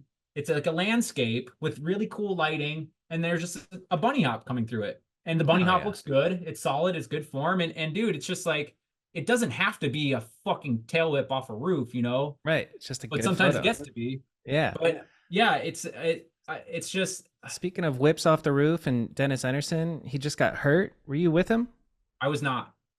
From what I understand, he was messing around at the skate park, whatever messing around for Dennis is, you know, probably something fucking mind blowing. And no one was even filming, I guess. There was not even a phone, and it was just a freak accident, and his knee broke in half, dude. And that, oh my God. I saw the X-ray. I was like, bro, no. Yeah, that is no point. He's a fucking trooper. I think he is. What a guy. He is on another level. I would say I don't fan out either, but there's this air, and I know it in my head of just like, that's fucking Dennis Enerson. When I did on Clicked, I was just like, you know, Fudger, cool, hi Fudger, but Dennis, you know, it's pretty wild that. But he's such a living legend. Guy. Yeah, exactly. He doesn't carry this air of Enerson-ness. Yeah. I carried it for him. I was just like, you're Dennis Enerson, dude. I don't know if you know this, Dennis, but you're Dennis. Anyone can approach him and just like talk to him. Like, dude, I mean, I've seen, like, literally we're out riding and people come, oh my God, Dennis, oh my God, I've been watching my whole life. Oh my God. It's like, and I just sit back and I kind of like laugh, and Dennis is just like, he's like, oh, cool, man. Oh, how's your morning? Oh, sick, man. Oh, that's cool. I like your bike. And he's just so like cool. Like, it's pretty solid Dennis right there. Oh, cool, man. Yeah. Yeah, it's just and Who even who was yeah, that handsome friend that was good at everything that you had when you were younger? That's Dennis. You know what I'm talking about? Remember uh, that? Call back to a couple hours ago. Pat McCourt. Yeah. Shout out Pat Yep, McCourt and shout Pat out Dennis McCourt Anderson. was my Dennis Anderson. Yeah, Pat McCourt. Yeah, I doubt he'll watch this, but he just hit me up. He still stays in the loop. You saw that Losi was selling that signed print of Van Homan doing the Philly Rail Manual. He hit me up. He's like, dude, I'm seriously thinking about bidding on this. I'm like, hell yeah. yeah. But yeah, But yeah, I fucking took us off the track. But yeah, Dennis, there's something that you get to a level of, his, I mean, as if it's relatable to get to his level. You get to a Dennis Anderson level and it's like, oh my God. But then if you add on being humble and being nice to that, you're on an even higher level. It's fucking awesome. well, he's so as much as he's insanely talented and gifted, he's just so human, and you can see it when he's with his son and when he's with his girl and when he's at home, like just like making like grilling us hot dogs, or just like he's got these theories, like talking to him like just as a person, like he's in tune with like the cosmos, and he has these crazy theories about like dinosaurs and stuff. It's like the first trip I went on with him, he was just like saying this stuff. I'm like, dude, you sound like we're in high school. Like you sound like we're just like around a bonfire in high school. Like, bro, the thing about dinosaurs is that I'm like, what?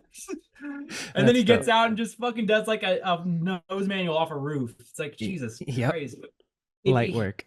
The way, and he's really inspired me when I saw him. He stretches after every day. Like we get back to the place where we're staying, he dips off. He's gone for a half hour stretching, listening to like a podcast or something, and just stretching. And that's just so sick of him, and it's inspired me. Like I really have like stepped up my stretching. I don't know if you see my there we yoga go. mat. Yeah, let's go. Out now, my boy. And so yeah, I'm on the ground there almost every day. And what do you think is the best feeling stretch? the pigeon. Fuck yeah, pigeon's nice. Okay, and I don't know if that's the professional term, because pigeon is definitely it's a yoga pose or a stretch, but that's so good for your like hip flexor. The hip flexor's in front and then like your hip. So it's just pigeon's just good for hips. Around the whole hip. And you know what I learned about myself, Bobby, is that I have very narrow hips. And because of my tall stature, it puts a lot of stress on the glutes, into the knees, and like throughout the quads. And so I need to maintain like a loose hip flexor. So the pigeon is huge for me. Yeah. Dude, I see these girls doing, so they do pigeon and then they sit up and then grab their foot behind, and I'm like, bro, I can't even sit up in pigeon. I'm just still hunkered down. Yeah. Pretty sick. Mine's got to be lizard. Lizard is like you have your hands down and one of your legs is out on the outside like this, and you're knelt and you're just kind of stretching your that's the best. Yeah. But you can't dive right into the pigeon. You do like the runner stretch, like just one leg out. I hold that for like 30 seconds, other leg. I do the Madonna. Is it a Madonna where you're like, you got your arm here and you're just, it's like stretching lower back twist? Yeah. I don't know what that one's called, but seated twist. Is it called the Madonna? This o's called the Fufanu and an Abubaka.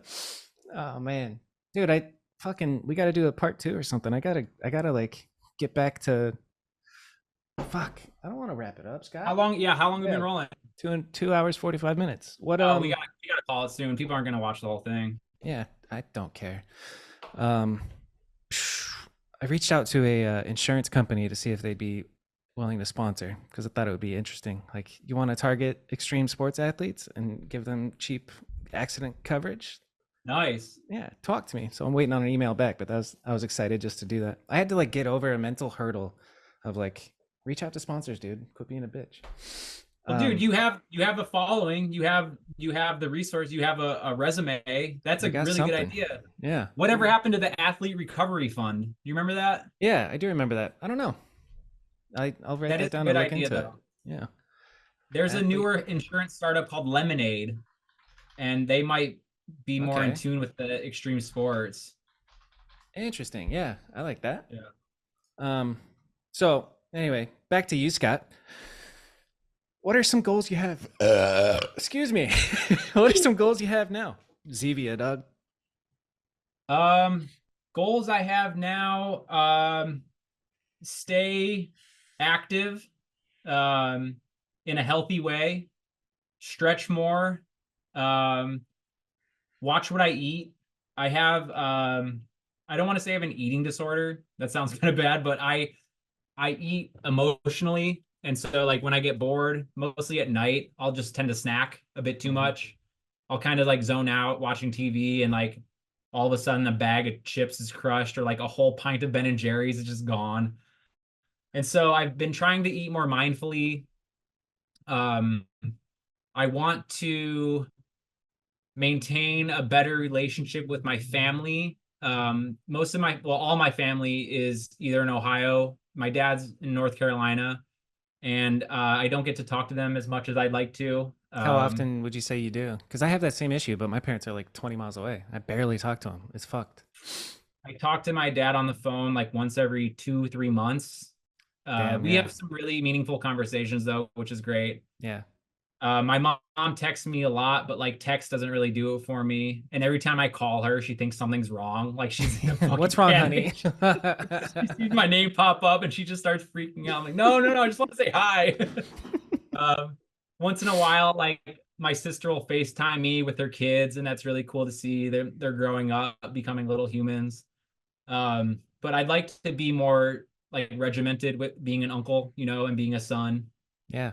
Um, I want to get more into riding BMX. I've been doing other activities for cardio. I'm actually running a lot lately. I found a good pair of running shoes, and I've been doing that a lot. Fuck yeah. Good for you. Thank you. A lot of road cycling, but it's good exercise, and it's pretty fun, but nothing touches BMX. And I know, I mean, I know that it's a young man's game, and I'm no spring chicken anymore, but I want to get back to peak BMX mode. And so that's a pretty big goal for me this year, is to just put more time into it. Just get out and pedal, even if it's just like locally for like an hour. I want to get more in tune with my BMX bike, because I ride my road bike so much, you know, my legs are strong, I'm comfortable on it, but it doesn't translate, you know. And if I want to start like filming clips again, you know, and start learning new tricks, I got to be on the BMX bike. So that's a pretty big goal of mine right now. I like your goals. I think I might copy them. I have some more questions. We got the staple ones to touch. I really do want to talk about your double duty with what was it called? With Kramis, full coverage. Full coverage, yeah. We Yeah. fucking want to talk about that, and I got a couple of the staples. We got to learn about your Mount Rushmore, but we're gonna get to that right after these messages. I'm just kidding. I gotta go pee. We'll be right back. I mean, we're here, and we're back, brother. Brother. That's so good. I think about that Dylan Lloyd shit. Just that moment in the van is so good. He is still very Hulk Hogan like. No, Arnold Schwarzenegger is his role model. He loves Arnold Schwarzenegger, always talking about him. Yeah. Arnold. Is Dylan from Canada originally? Montreal. Yeah. Chateauguay is his town. Dope. Yep. I gotta have him on. Happy birthday, Dylan, again. So let's see. You've done so fucking much that it might be a difficult question, but what are you most proud of throughout your BMX career? Photo, and that includes photos, that includes writing, that includes videos, traveling. What are you most proud of? Okay, so the first thing that pops to mind is Aangles, because it was such a long project. I saw it through. I spent a lot of money getting it done. I'm proud of it, and I got really good feedback. So across the board, it was a pretty good success. Secondly, it's a funny story too, but when I got the cover of Dig with that photo of Seabass riding his bike across the flaming car, that is definitely a success story, and I'm proud of it. But it was such an easy photo to shoot. Like when I think about shooting BMX photos, I think about bringing out all my gear, really thinking about the setup, setting up flashes, metering, everything, you know. And then here comes this moment, like I said, where I actually had 2 cameras with me, and I had multiple rolls of film, and it was just a jam that Augie Simoncini was putting on for You Fucking See It. It was a Saturday. I was working, I was editing. I think I was doing something for Puma or like Converse or something, and I just needed to get out. And I knew that was going on like 4 miles away. I pedaled my road bike over, and it's like a jam. There's a lot of fireworks. People are having a good time. I'm shooting around, and then someone lights this car on fire, which I guess was like some low key like insurance claim thing. But the car had to be destroyed, so it caught on fire, and then I think Galactic Sea Bass was the only one riding. No, there were a couple of people riding across it, but I was like, yo, like this is the moment. And so I got as close as I felt comfortable getting to a flaming car. And I shot and I shot. And every time someone went, I shot. And Seabass knew that it would be a cool photo. So like after he hopped on it once, he rolled up to me all excited. If you ever met Galactic Seabass, he's just very excitable. Yeah. Yo, did you get it? Should I do it again? Should I get it? I was like, no, I'm like, stay away from the flaming car. I think I got it, you know? Yeah. And so a few days later, I get the film back and I scan it in, and the timing's good. It's sharp. And I texted him. I didn't send him a photo. I was just like, yo, we got it. And I knew it was a pretty good photo. It was just like pretty crazy in itself. But I was just gonna sit on it. Like I sit on a lot of photos, dude. Like a lot of my film photos, honestly, most of my film photos I've been sitting on for up to 10 years, which is like kind of stressful because I know I have to start putting them out soon. And if not, someone's gonna have to put them out for me if I'm unable to, Right. whatever that means. But it was Fred Murray at Dig. Shout out Fred Murray and Will Smythe at Dig. Yep. They were putting on the 2020 photo contest, the reader photo contest, and they reached out to me. I think we were talking about, I don't know what we were talking about specifically, but like, but hey, do you have anything you want to submit to the photo contest? And I was like, I don't know. Like, I guess I have some stuff I'll send you. I didn't really think much of it. I ended up sending in like 70 photos. I just like went through my folder and like threw in anything I thought had some value to it. All film stuff. Like I didn't send in any like digital cleanly lit stuff. It was just lifestyle shit. And they go through, I get an email back and they're like, yo, do you think you could get this scanned high res? Like a nice scan, because I have a flatbed film scanner. It can only do so much though. They're like, do you think you could like take it to get drum scanned, which is like the highest quality scan you can get? I'm like, well, I mean, like, that's not cheap. They're like, all right, we'll pay for it. I was like, oh, okay, sick. So I go to Sammy's camera over on Fairfax, not Fairfax, and I leave the negative. I come back a couple days later. I have like a 125 megabyte file. It's just like so Damn. fucking crisp. Yeah, and sharp too. Yeah. And I edit, I clean it up, I send it in, and then actually I right after I sent it in was the Atlanta trip for Aangles, and I didn't think much of it until I had flown back. I'd flown out of Atlanta and I actually flew to Portland, where my girlfriend at the time was working in Oregon, and she was done with the season. So we were driving back down to LA together. And it was the morning we were about to leave for LA. I get a DM from Fred, and he goes, he said something like, surprise. And he sends me this photo of the magazine. And I'm like just waking up, like, cause they're what, 8 hours ahead or whatever. And like, I'm still like, kind of like just like days from waking up. And I'm like looking at it. I'm like, what is this? Like, it looks like a mock-up of like a cover of like a magazine. I'm like, is this like a joke, or like, is this just like some sort of proof they're looking at? I'm like, what? I'm like, what the fuck? I checked like the Dig like page, and my photos there on the fucking cover. I was like, what the fuck? That's so sick. Like, it all like hit me at once. Like, dude, like, it didn't take megapixels, it didn't take flashes, it didn't take a sequence. All it took was like one point and shoot camera, And I wish I know had which one you're length, talking but about. it was Yeah. like yeah, and it just like, dude, I was just there. It was the moment, and I was prepared with a camera, and that's all it took. And that's the first BMX cover. No. Well, it's the first magazine cover I ever landed, and it's just so funny because I spent my whole life thinking that it would take like the crazy trick, the crazy setup, the great lighting, you know, the perfect framing, when really I was just like standing, like I was afraid of a burning car and I was just like, oh fuck, this thing's gonna explode. That's it. That's what it took. Oh, that's amazing, dude. Yeah, I love that. That's that crazy lady art teacher advice being there Dude, for you.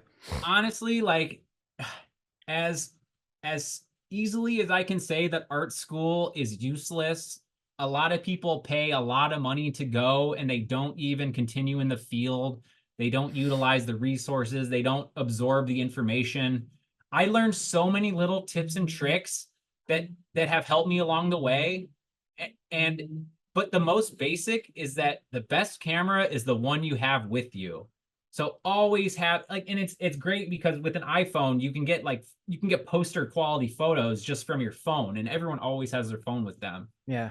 There's something beyond just a digital image. Like I have a fireproof safe right here with the past 7 years of negatives. Like I cherish these things, even though I've scanned everything, I've backed it up to the cloud, I've backed it up to a hard drive. Like my livelihood, like my resume is like these little plastic strips of film, you know? Yeah. I cherish them. I protect them much more than people shoot on their phone all day. They don't even back it up. They break their phone. They're like, oh, I had this great photo, but I lost it But on it's my gone phone. forever. It's like, Yeah. dude, you didn't care about that photo in the first place. Yeah. Man, you're a But photographer. You are a pure photographer. I really love it. Um, yeah, I before, don't know what to say, man. so I'd be proud of those. I'd be proud of those things too. What about scariest? What's the shit that you had to push yourself to do? I guess either photo, one photo answer, one bike answer. Scariest moment in your history with bikes. Oh man. I know that I've said in my riding career, I've said a few times that that was the scariest thing I've ever done. And it definitely was like a handrail or a gap. Okay, this is a funny one. In my angle section, there's this gap I do um out of this launch over like a guardrail and a barrier. And it was pretty sloppy. Like I if I wasn't so scared of it, I would have done it again and like cleaned up the tuck. Like I always prefer the back wheel to be in your butt, you know, for a Yeah. nice tuck over a gap. But I was so afraid of it that I was like, I'm not doing that again. The first one, like the bank is kind of quick, and I just went as fast as I could the first time. And because the bank was so quick, it kind of gave me like an anti-hop, and I almost went over the bars, but I cleared everything I needed to clear by a good margin. But I was, dude, oh my God, white knuckles, just grinning. Oh my God, I got to make it over this shit. But gaps I'm terrified of. Dude, I haven't done a real handrail in years. I'm almost embarrassed to say it, but I got taken out by like a miniature handrail. And the reason why I got taken out is because I was trying to do like a 60/40. It was like really low and there was like even a ledge below it. And I hopped too high. Like my intuition, when I really could have like almost rolled onto it, my intuition told me to hop because it's a handrail. Hop, get on this handrail. And I overshot it. I went over the bars. I got my thumb caught on the bars and it like wrapped around and I ripped my UCL. Oh, Like my thumb, they call it a skier's thumb, where like your thumb just goes backwards. you got fucked up. Yeah, yeah, on such a little fucking setup too. Yeah. And I've had sort of a mental block since then. I just Rails have will do that, dude. Rails can like scar. I have the same thing. I broke my ass on a rail, and I've been terrified ever since. it's a mental block because Yeah. we know we could do it. Like it's a bunny hop. You just need a good solid hop and you get on the rail and you make it off the end. I Right. always talk to my boy Kid. Shout out Kid, Devin Tyler Rembold. He's one of my favorite people in the world. He's the shit. I do like Yes, Kid. okay. Yeah.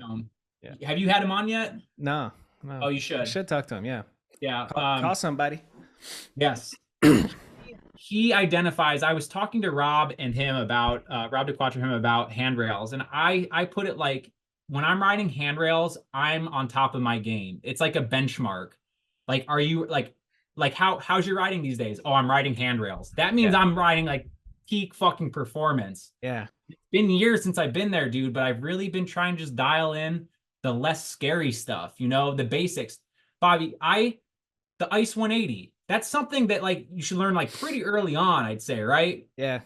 Feeble hards. I still struggle with feeble hard 180s. Like there's Yeah. like little things that I can like feel good about accomplishing without terrifying myself. Fuck yeah. You know? And the older I get, the harder it is to scare myself, or like the harder it is to face my fear in that sense. Yeah, and push through and risk something. Yeah, and Yeah. because risk involves so much more now. We have our lives, we have relationships, we might have families. You know, I'm an uncle.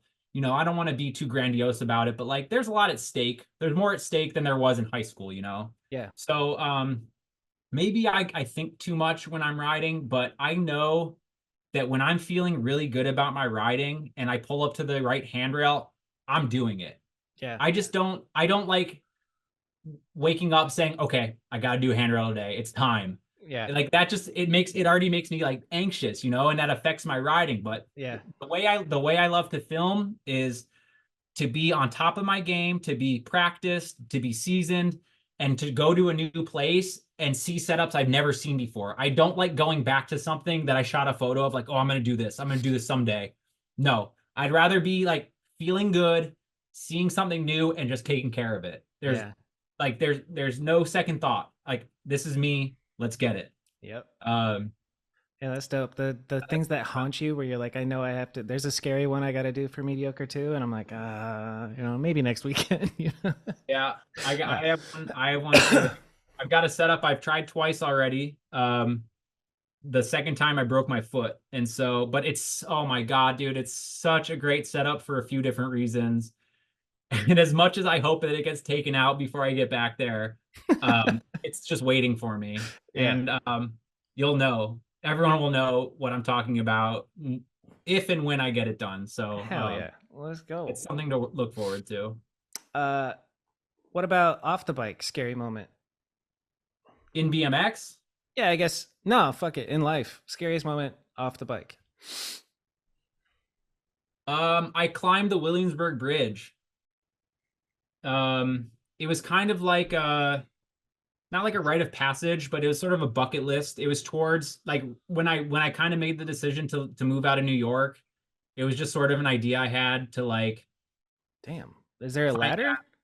Well, there's like you have to hop a fence, and then there's like a set of ladders that run up like the truss, I guess, like on the inside of one of the supports. It's like back and forth and back and forth. It's really steep.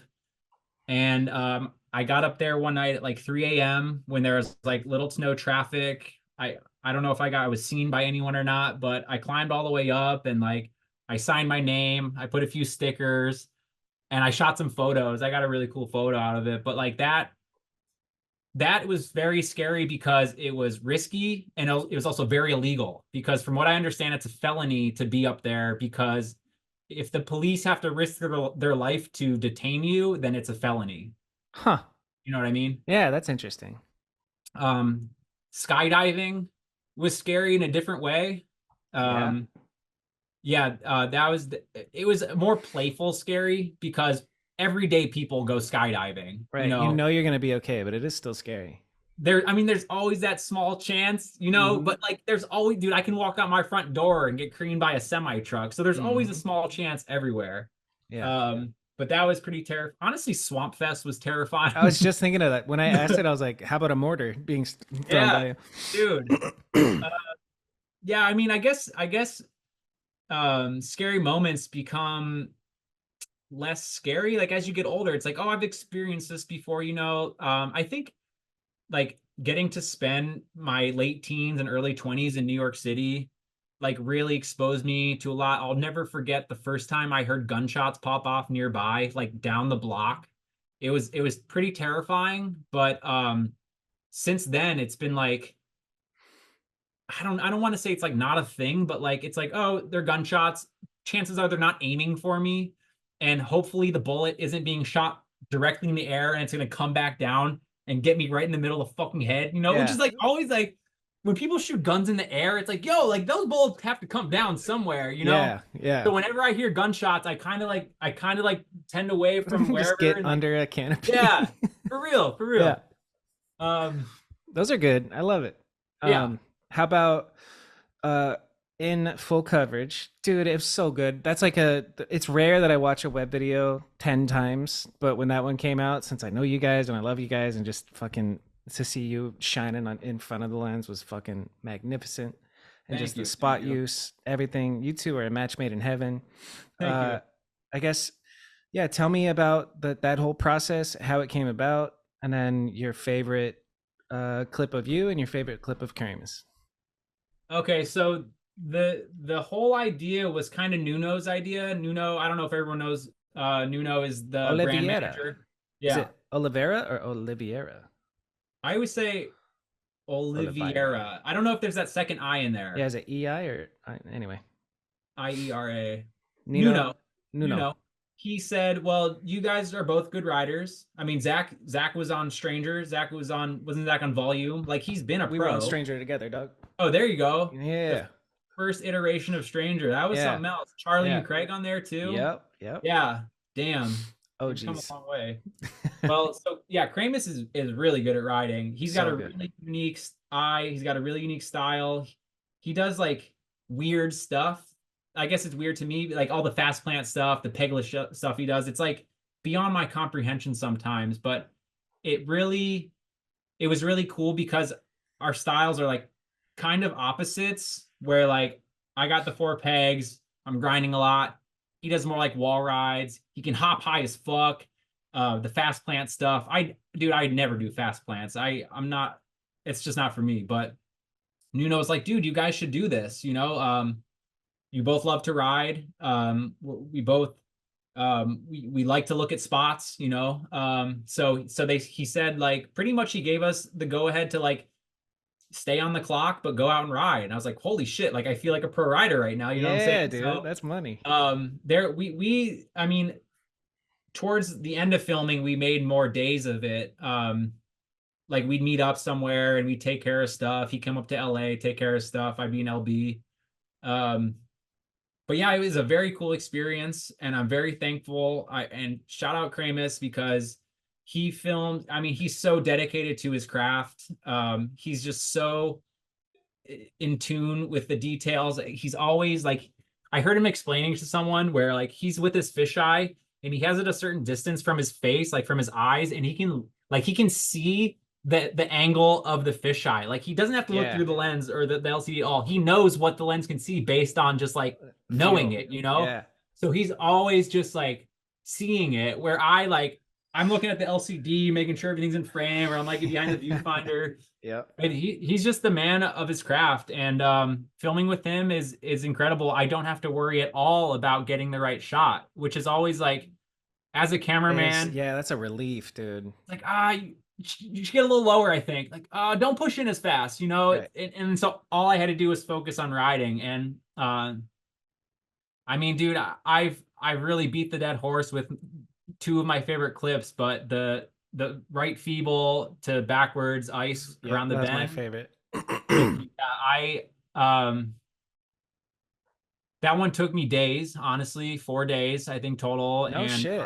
Nice. yeah, oh yeah. I wanted it bad. I got it on the first day. I got it technically, but I wasn't happy with it. There's a Yeah. lot of tic-tacking around, and it was sloppy, but I knew what I wanted to look like. And honestly, I'm still not like in love with the way I rolled away. I don't want to like just make people watch it again, but like I could have done it cleaner. Obviously anything can be done cleaner, but and then the ice to over Smith down the driveway curve ledge. Yeah, that was money. Which is something that I had tried for Alex Duliva's street vacation video, and I couldn't get it. I wore myself out twice with it. I'm really proud of that one, and I think that might be my most viral clip. I think it's gotten the most views. Ice to Smith. Yeah. Yeah, the ice to over Smith. Hell yeah. And then of Kramus, it's actually funny because the last clip is he does like a fast plant hard 180 over a rail. That's a good way to call that trick, because I don't even I've filmed one and I don't know what to call it. Fast plant 180 the wrong way type shit. Yeah, because your back wheel's going it is into hard the 180. rail. That makes sense. Yeah. So that was the first clip we even filmed for the whole project. Oh, and wow. We didn't even know we were gonna make full coverage. I just knew that like Zach, you're good at riding. Like everyone's just hanging out. It was like the end of the day. It was almost an afterthought. He's like, yo, he says, I've been wanting to do this trick for a long time. And like, this is the setup. I'm like, all right, give me the camera. Sick. And he handled it, dude. It was second try. And he fucking went. Yeah, I'm pretty sure it was second try. Like he planted push, spun. I think he like under rotated or didn't get his foot on, and second time he just rolled away clean. Fuck yeah. And so for him, it was in the bag. Like he was done. Like, the pressure of having to have an ender, and the closer it gets to the deadline, you're like, oh no. Yeah. His was in the bag literally from the start. I love So that. everything else was filler. The one gap he does towards the end, where he's like out in front of a house, over a stairwell into this cuddy little bank to drop, was crazy. I was very scared for him because the bank was so tight and quick. It'd be so easy to overshoot it. And then with the drop after, it would be treacherous. Right. But he handled it pretty well. Just very agile. If you've ever seen him bail, he's an athlete, dude. I've seen him get out of the stickiest situations. Just, his legs are just floundering, dude, and he's just so quick and on his toes. It's inspiring, and his agility is next to none. He's very athletic. Yeah. I wonder. I don't know if I asked him or if I even know, but why is he athletic like that? Did he play sports? Or just like fucking stretches a bunch? Does he work out? Like, what a mysterious man Kramus is, dude. Gotta have him on again. He's so stoic and monotone and a fucking genius. Like, probably, I don't know. I would bet he has a high IQ. Both of you guys do, which is fucking cool. You guys are the best. Thank you. You answered that question really well too. Like I asked you like line by line almost. That was great. All right. Let's see. Favorite spot in the whole world. Pick one spot to ride. Alligator Ledge, New York City, Lower East Side.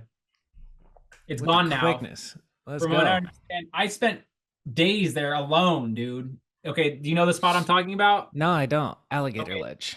Lower East Side. It goes. Is it a long loading dock coping ledge with the up? Nope. It's a long, slightly downhill, wide metal ledge. Oh yeah. I know exactly which one you're talking about. Yeah. Got those bumps. Yeah. Sporadically. Those are the gator bumps. Why is it called? Oh, gator bumps. I was going to ask why is it called alligator. Okay, got it.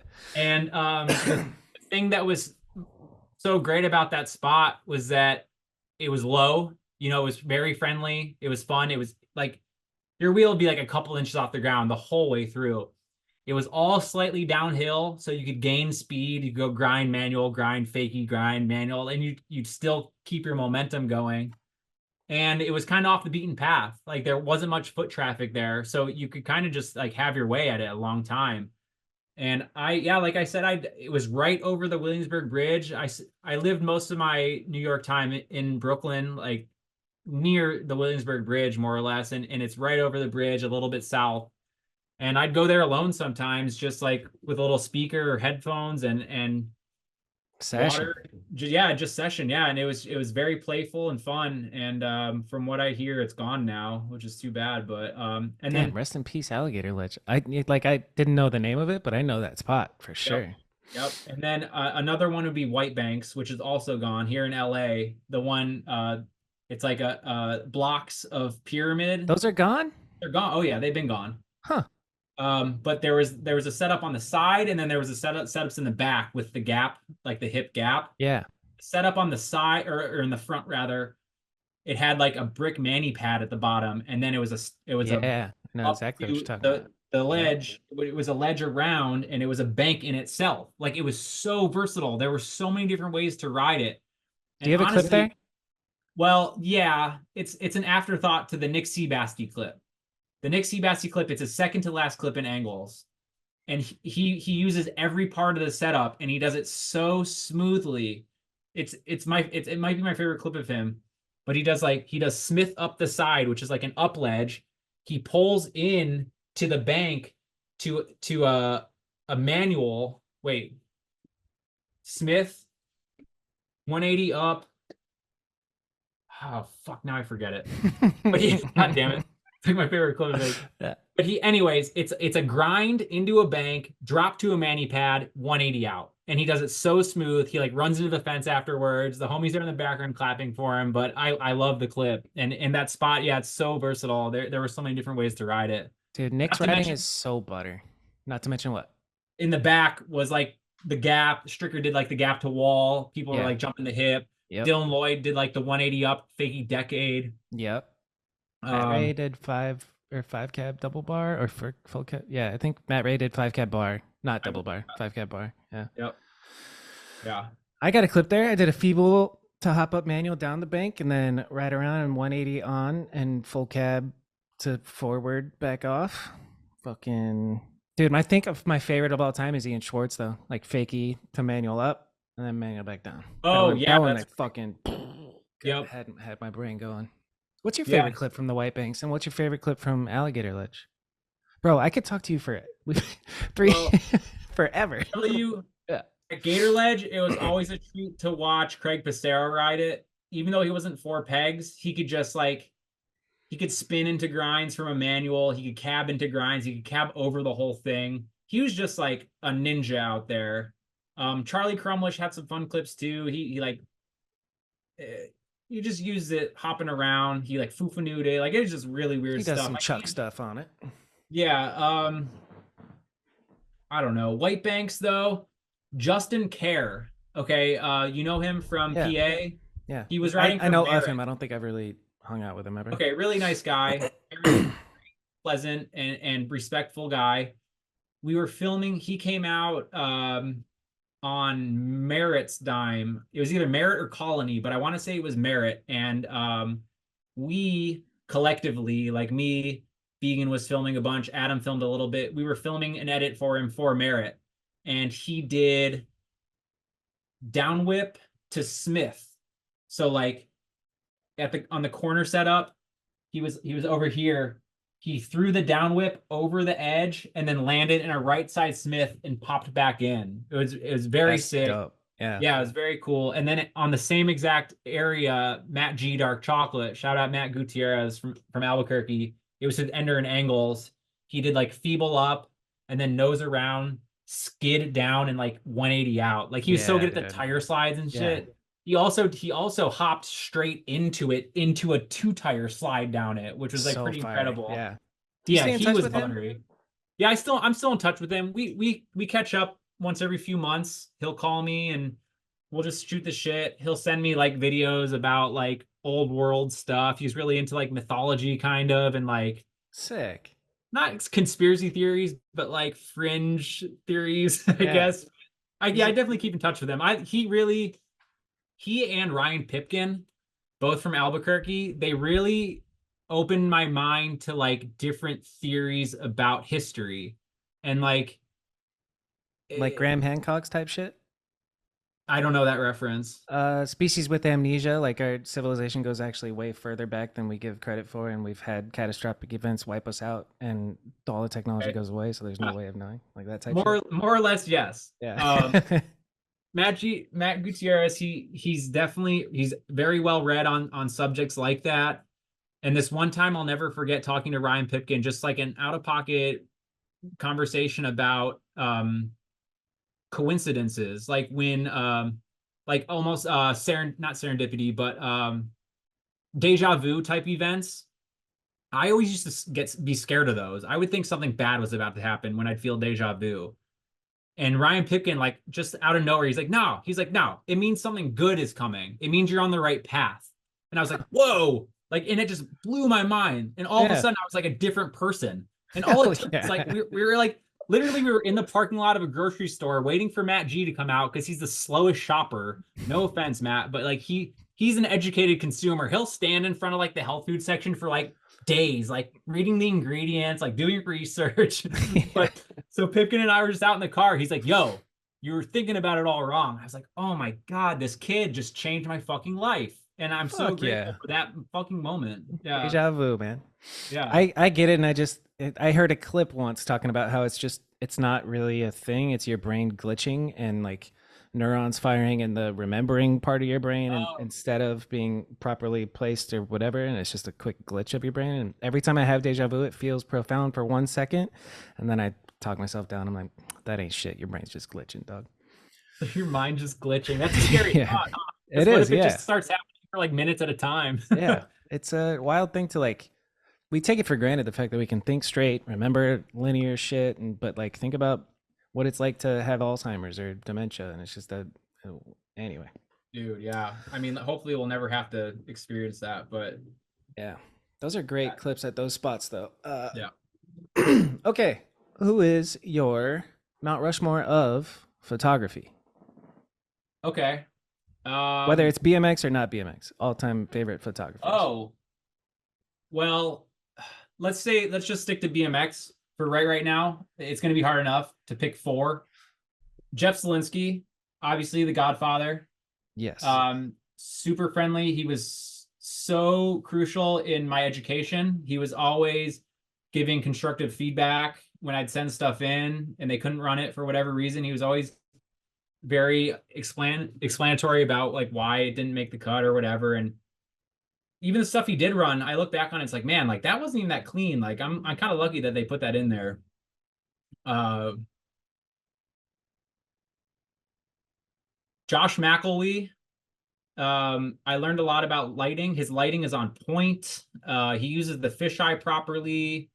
He's taught me a lot about like new technology, high speed sync, all that kind of Yeah, I've stuff. kind of learned that he's a legend. Like I met him at Woodward and I was just like, this Yep. is a cool photo guy. And then talking to other photographers, they're all like Josh McElvey. And I'm like, word, Dude, okay, you know?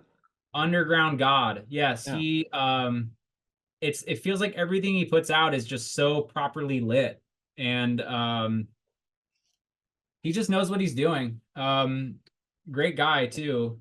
In that same vein, Tristan, Mm-hmm. uh, he's definitely very detail oriented with his lighting, and he likes to experiment with different like lenses and different angles, and he's also very fun to be around. Love that guy. So fun And to be around. Very comforting yeah, voice. yeah, he's got the Texas hospitality. Yeah.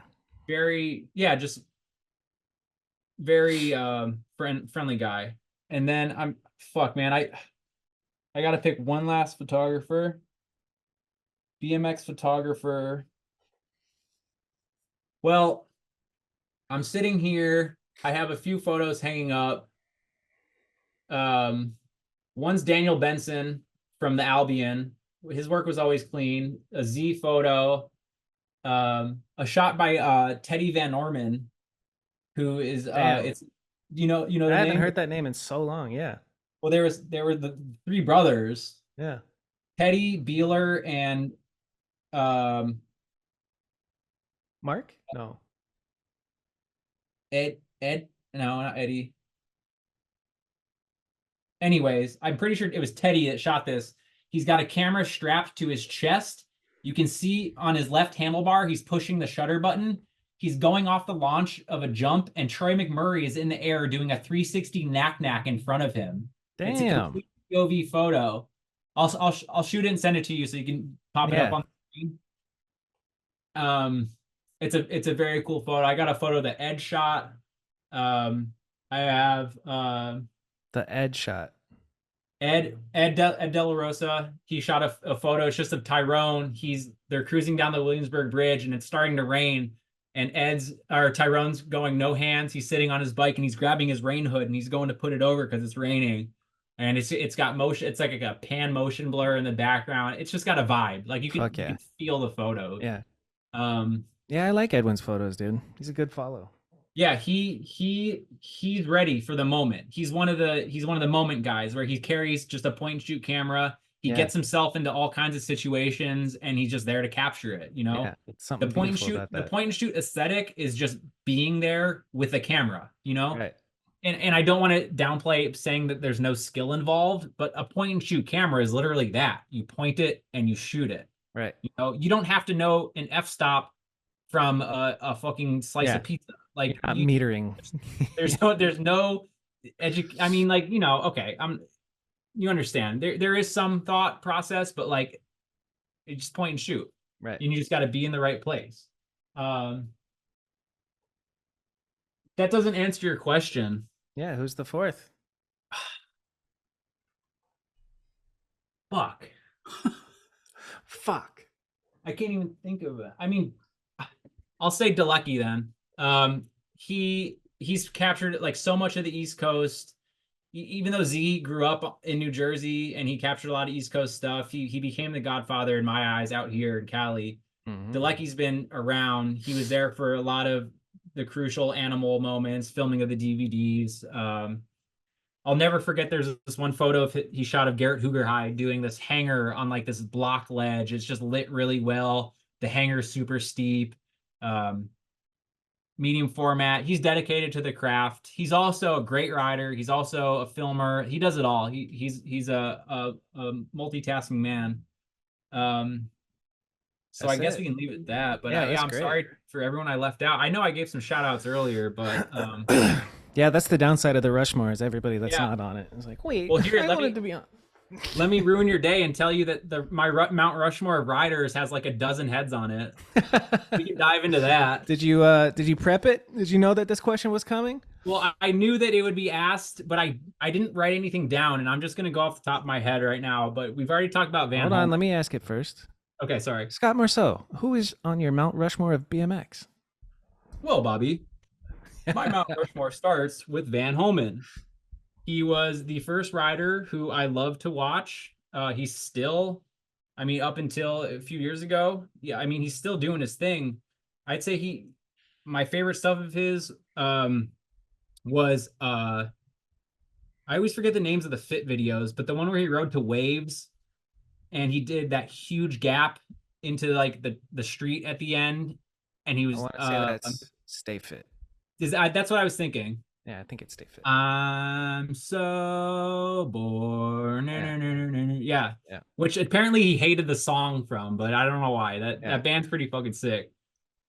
So Van Homan, number one. Yeah, I don't want to get into it. I think Rich Hirsch edited that. Right? Yes, he did. Yeah, Stay Fit. So that's it. Yeah. Two. This is a tough one, and you're gonna hate my answer because it's a combination of Bob Skirbo, Vinny Salmon, Rat Kid, and Lino. Okay, that's the whole early Animal team. Yeah. Even Ralph, Roan, Ed, like it formed my idea of street riding, which is very warranted because still people aspire to ride like those people. Okay, so your answer is the Animal Bird Head. That's who's on your Gryffindor. Yeah, the Gryffindor. Yeah, that's them. Yeah. So in lieu of all those names, it's a Gryffindor. Van Homan, Gryffindor. But if I had to narrow it down, Lino's still doing it. I love his ambidextrous style. Left side, right side, doesn't matter. His riding is aging well. I mean, it's a fine wine. He keeps putting out very, very solid clips. It's incredible to watch. Honestly. And he's a great guy. Very friendly guy. Shout out Lino. Shout out 90 East. Shout out. Lately, dude, Eric Elstrand. Okay. And it's kind of a weird off-kilter one, but if you really watch him, his whole discography, he can do anything. Okay, his tabletops are second to none as well. He does a little rinky-dink shit, which is still mind-blowing and fun to watch. But dude, he'll hop in there into a curve wall ride. He's in that fucking viral video of the curve wall down that spiral staircase. I think he trains it. Would you train it like Luke Legrand or someone? Yeah, I don't know who he trained it with actually, but yeah, I know what you're talking about. It's the Ryan Scher curve wall. Yeah, he did that too. Yeah. Eric Elstrand, and he just keeps putting out crazy stuff. Like his self-strand stuff, his self-film shit. So crazy. Good. You don't do some of that stuff alone. That's dangerous. That's dangerous. Yep. I like watching Tango. It's not like my style per se, but like he's got a fun eye. He's versatile. He grinds a lot. He hops a lot. He wall rides a lot. He spins a lot. Like he's just good at everything, it seems like. And the people he works with, mostly Andrew Schubert, shout out Schubert, but so like good. Schubert understands the riding, and Schubert is someone you can tell he pays attention to the music. He listens to it. He vibes with it. And like, especially the last A video they just put out. Yeah. Hango's second song, I love it. I'm pretty sure the band is Beach Slang, who I haven't heard used since the Levi's video. But it's just so well edited. It's so nuanced and it's dialed in.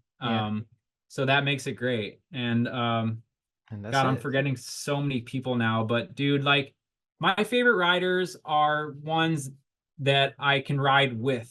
The riders that I can get inspiration from, ones that I can tell. Jared Duncan, I love. Okay, I get to ride with him because he's on Sunday, and he's just having a good time. Like I know his attitude, like okay, so you can watch his clips and you can kind of tell that he's having a good time, but like being there too, like he's not like angry and like getting frustrated and well for the most part, but he's just like goofing around like and he can like hold a conversation like he's like back there like waiting to have his turn. He's like having a conversation. He's not like blinders on and like fucking amped up, but like he's just a real ass dude and like his riding is like fun and it's versatile. He's ambidextrous. So unique style. Like Yeah, his style is so unique.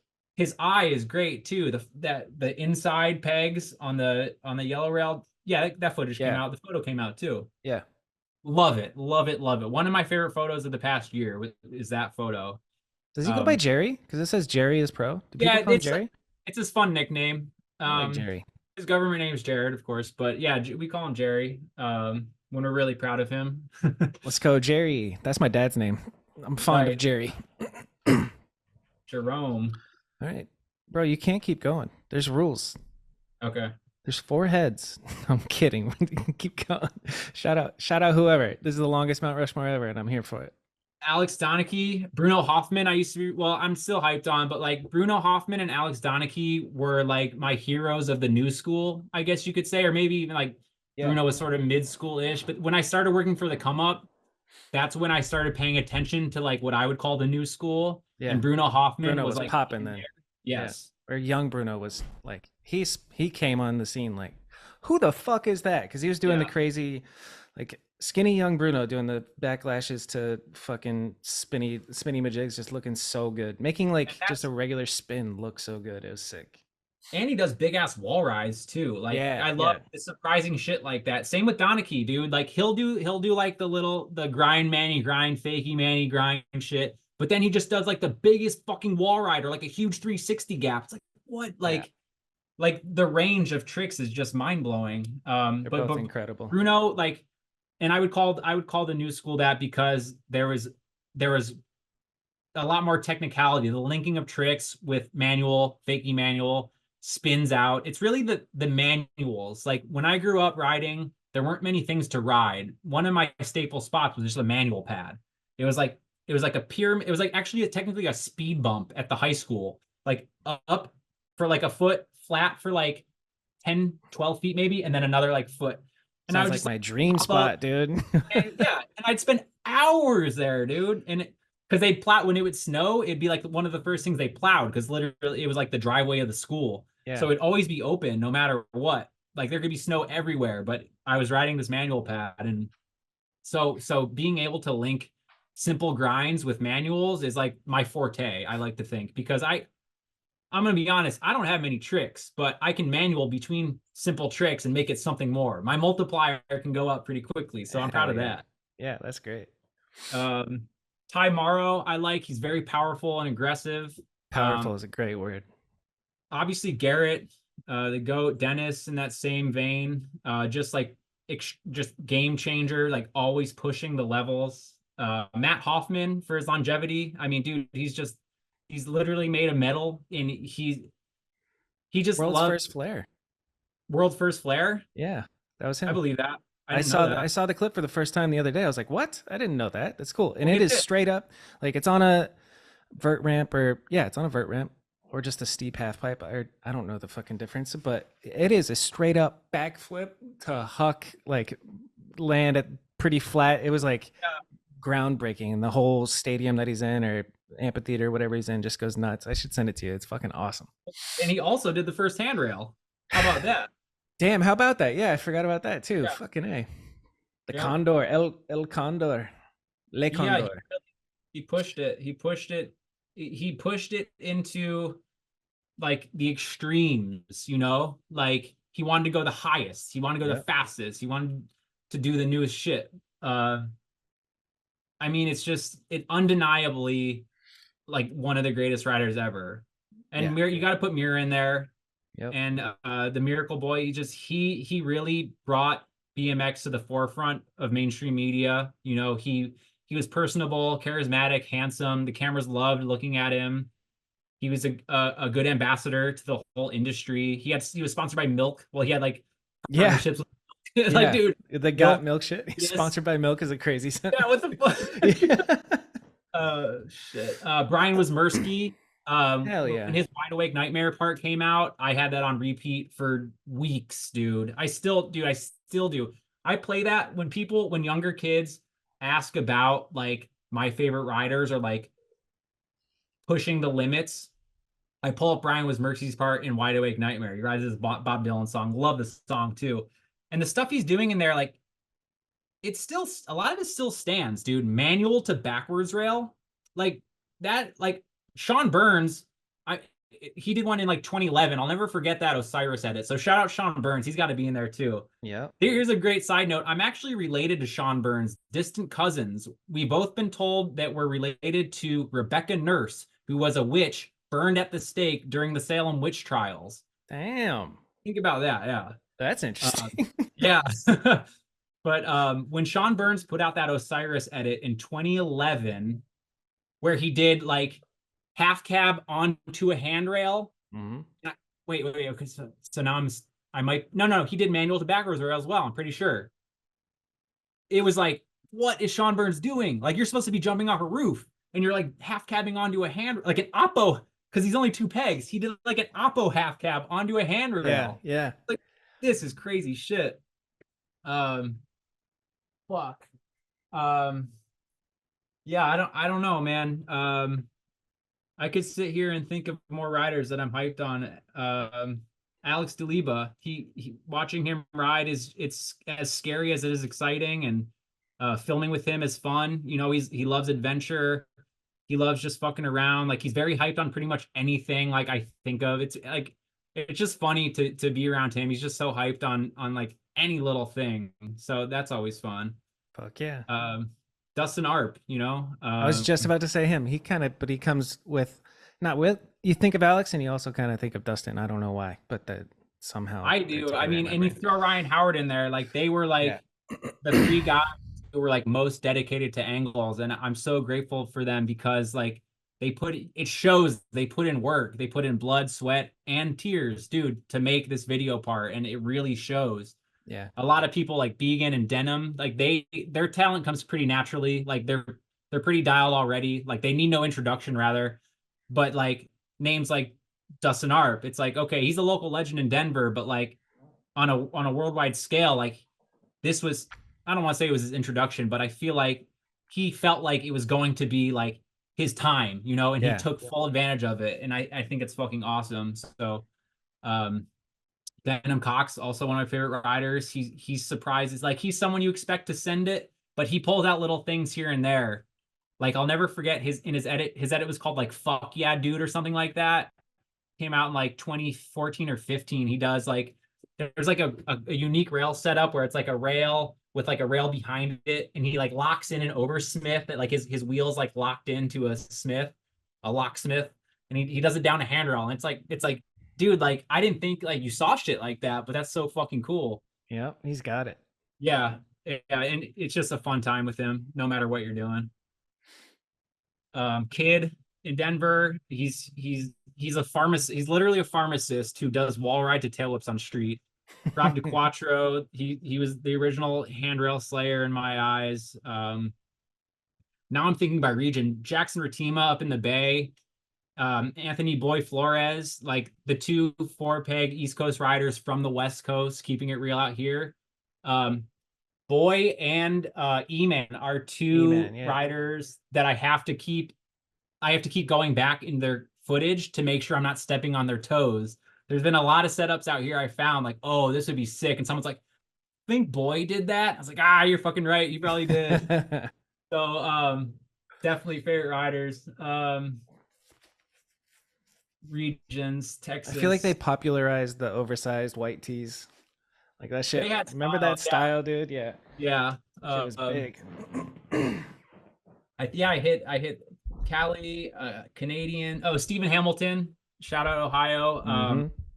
I've been lucky enough to spend some time with him, and it's just like just watching his brain turn and like hearing him say things, it's like, oh my God, where is this coming from? But like pedaling around OSU campus back in the day, I'm really, really excited to one day put out this VHS footage. I found a VHS camera at a yard sale for like $1. I got a bunch of blank VHS tapes, and one day we just went out. I think I taped a fisheye to it, and we just like filmed whatever. You know how he just he can like literally ride anything. You know, like he can make something happen on a tree, on a curb, on a hubba, on stairs. And so we just went out and spent a day like on like 2 different blocks, and that's it. And so, and honestly, I've never even gone back to watch the footage, but I know it's there and I've never put it out. So at some point, hopefully I get to put that out, and it should be a really cool time capsule. Wild. Yeah. Dave McDermott in Florida, he's got the East Coast style. Technically it is the East Coast, but it's Florida. Also pretty ambidextrous. He makes Goofy Footed look good. Ralph Sinisi in that same vein. I guess I'm not that great with European riders, South American riders, Asian riders. Yeah, I don't know. I guess my range is strictly North American, unfortunately. I'm trying to think of, give me some European, like Dan Lacey, obviously powerful rider. Yeah, I said Bruno, I guess. Alex Donachie, I said. Felix, Jordan. Felix. All the guys, yeah. And Jordan, okay, yeah, you can't overlook them. Like all the new monster stuff. I mean, dude, it's just like that. Wait, you got to rewind that. Wait, you got to put that in slow mo. That was switch footed. It's like, dude, like it's not too much, but it's like, oh my God. Yeah, they took. I think they were influenced by On Everything. It seems like that. Their writing is an extension. I mean, obviously, they were already really good, but we were talking about it earlier, so it kind of makes sense how the progressive writing and On Everything, those boys are taking it and then adding style and another technical difficulty to it, like Jordan with his switchfoot stuff and fucking, yeah, they make technical writing burly as shit. Like they're doing crazy tech tricks on big old setups at this point, and it's pretty Nathan fucking Williams. amazing to watch. Yeah, dude. Shout out Nathan Williams. I share a birthday with him too. Seth. Fucking, this is hilarious. I was gonna let you keep going and just tell the editor, like, make his Mount Rushmore just the 27 people that he names too. That'd be pretty funny. But let's wrap this shit up. Yeah. Give me 1 or 2 writers that I don't know that I should know before we go. Oh, I forgot you asked this question. I forgot too until just now. Well, Kid was going to be one of them, honestly, but you already know about Kid, so that's good. A lot of people don't. And a lot of people haven't seen Call Somebody, which is a great video. And I've always looked up to Kid's editing and his music selection. He loves music. He's also a musician. He's playing in bands these days. Okay, so this is going to be a tough one, man. Justin Shorty, but everyone knows Justin Shorty by now.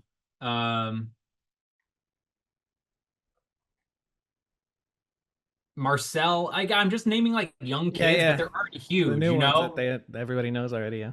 I guess this is showing my ignorance of like the youngest riders. Don't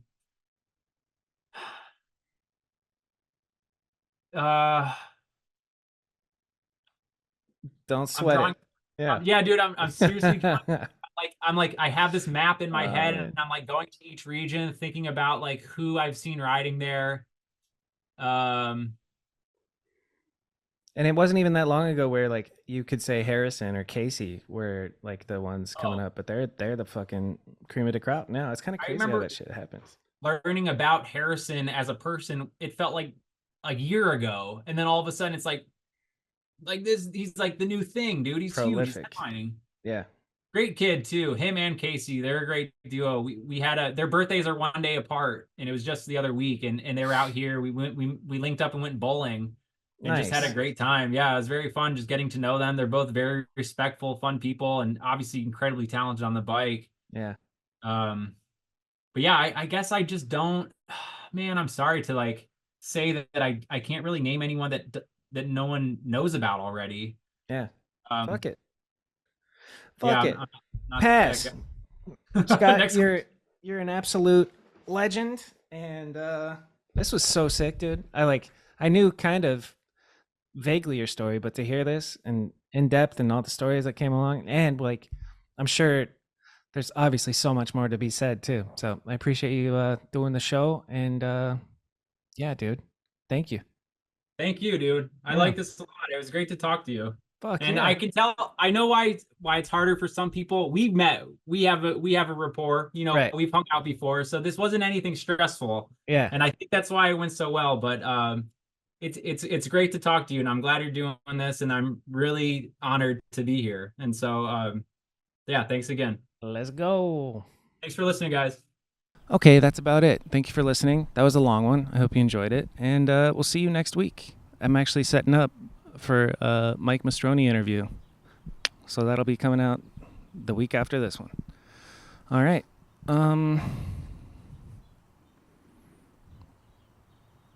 Yeah, I guess, no, like, before I'd leave, I actually wanted to share two quick things. I just went to the Happy Medium Colors premiere, and that was phenomenal. Like, so good. It's kind of incredible how Hunter and Buster continue, and every skater in the videos keep going. Like 6 full-length videos by the time I'm pulling off 3 barely. It is quite the feat, and the quality is too good to even try and copy or fucking be like. And then the other thing is I got to stop by the Smoker Dave Jam at the Wedge yesterday, and that was real cool. I was only there for 30 minutes, but I got to see Ryan, the old owner of Core Bike Shop in Scottsdale. That was cool. And I saw Nick Bonnell win the best trick on the rail across the Wedge, and yeah, see all the homies, all the young kids who are rocking their seat posts way too high. Is pretty fire. So good squad we have out here in Arizona. And while the Smoker Dave Jam was going on, there was a whole nother jam going on in Tucson. So BMX is alive and well in Phoenix and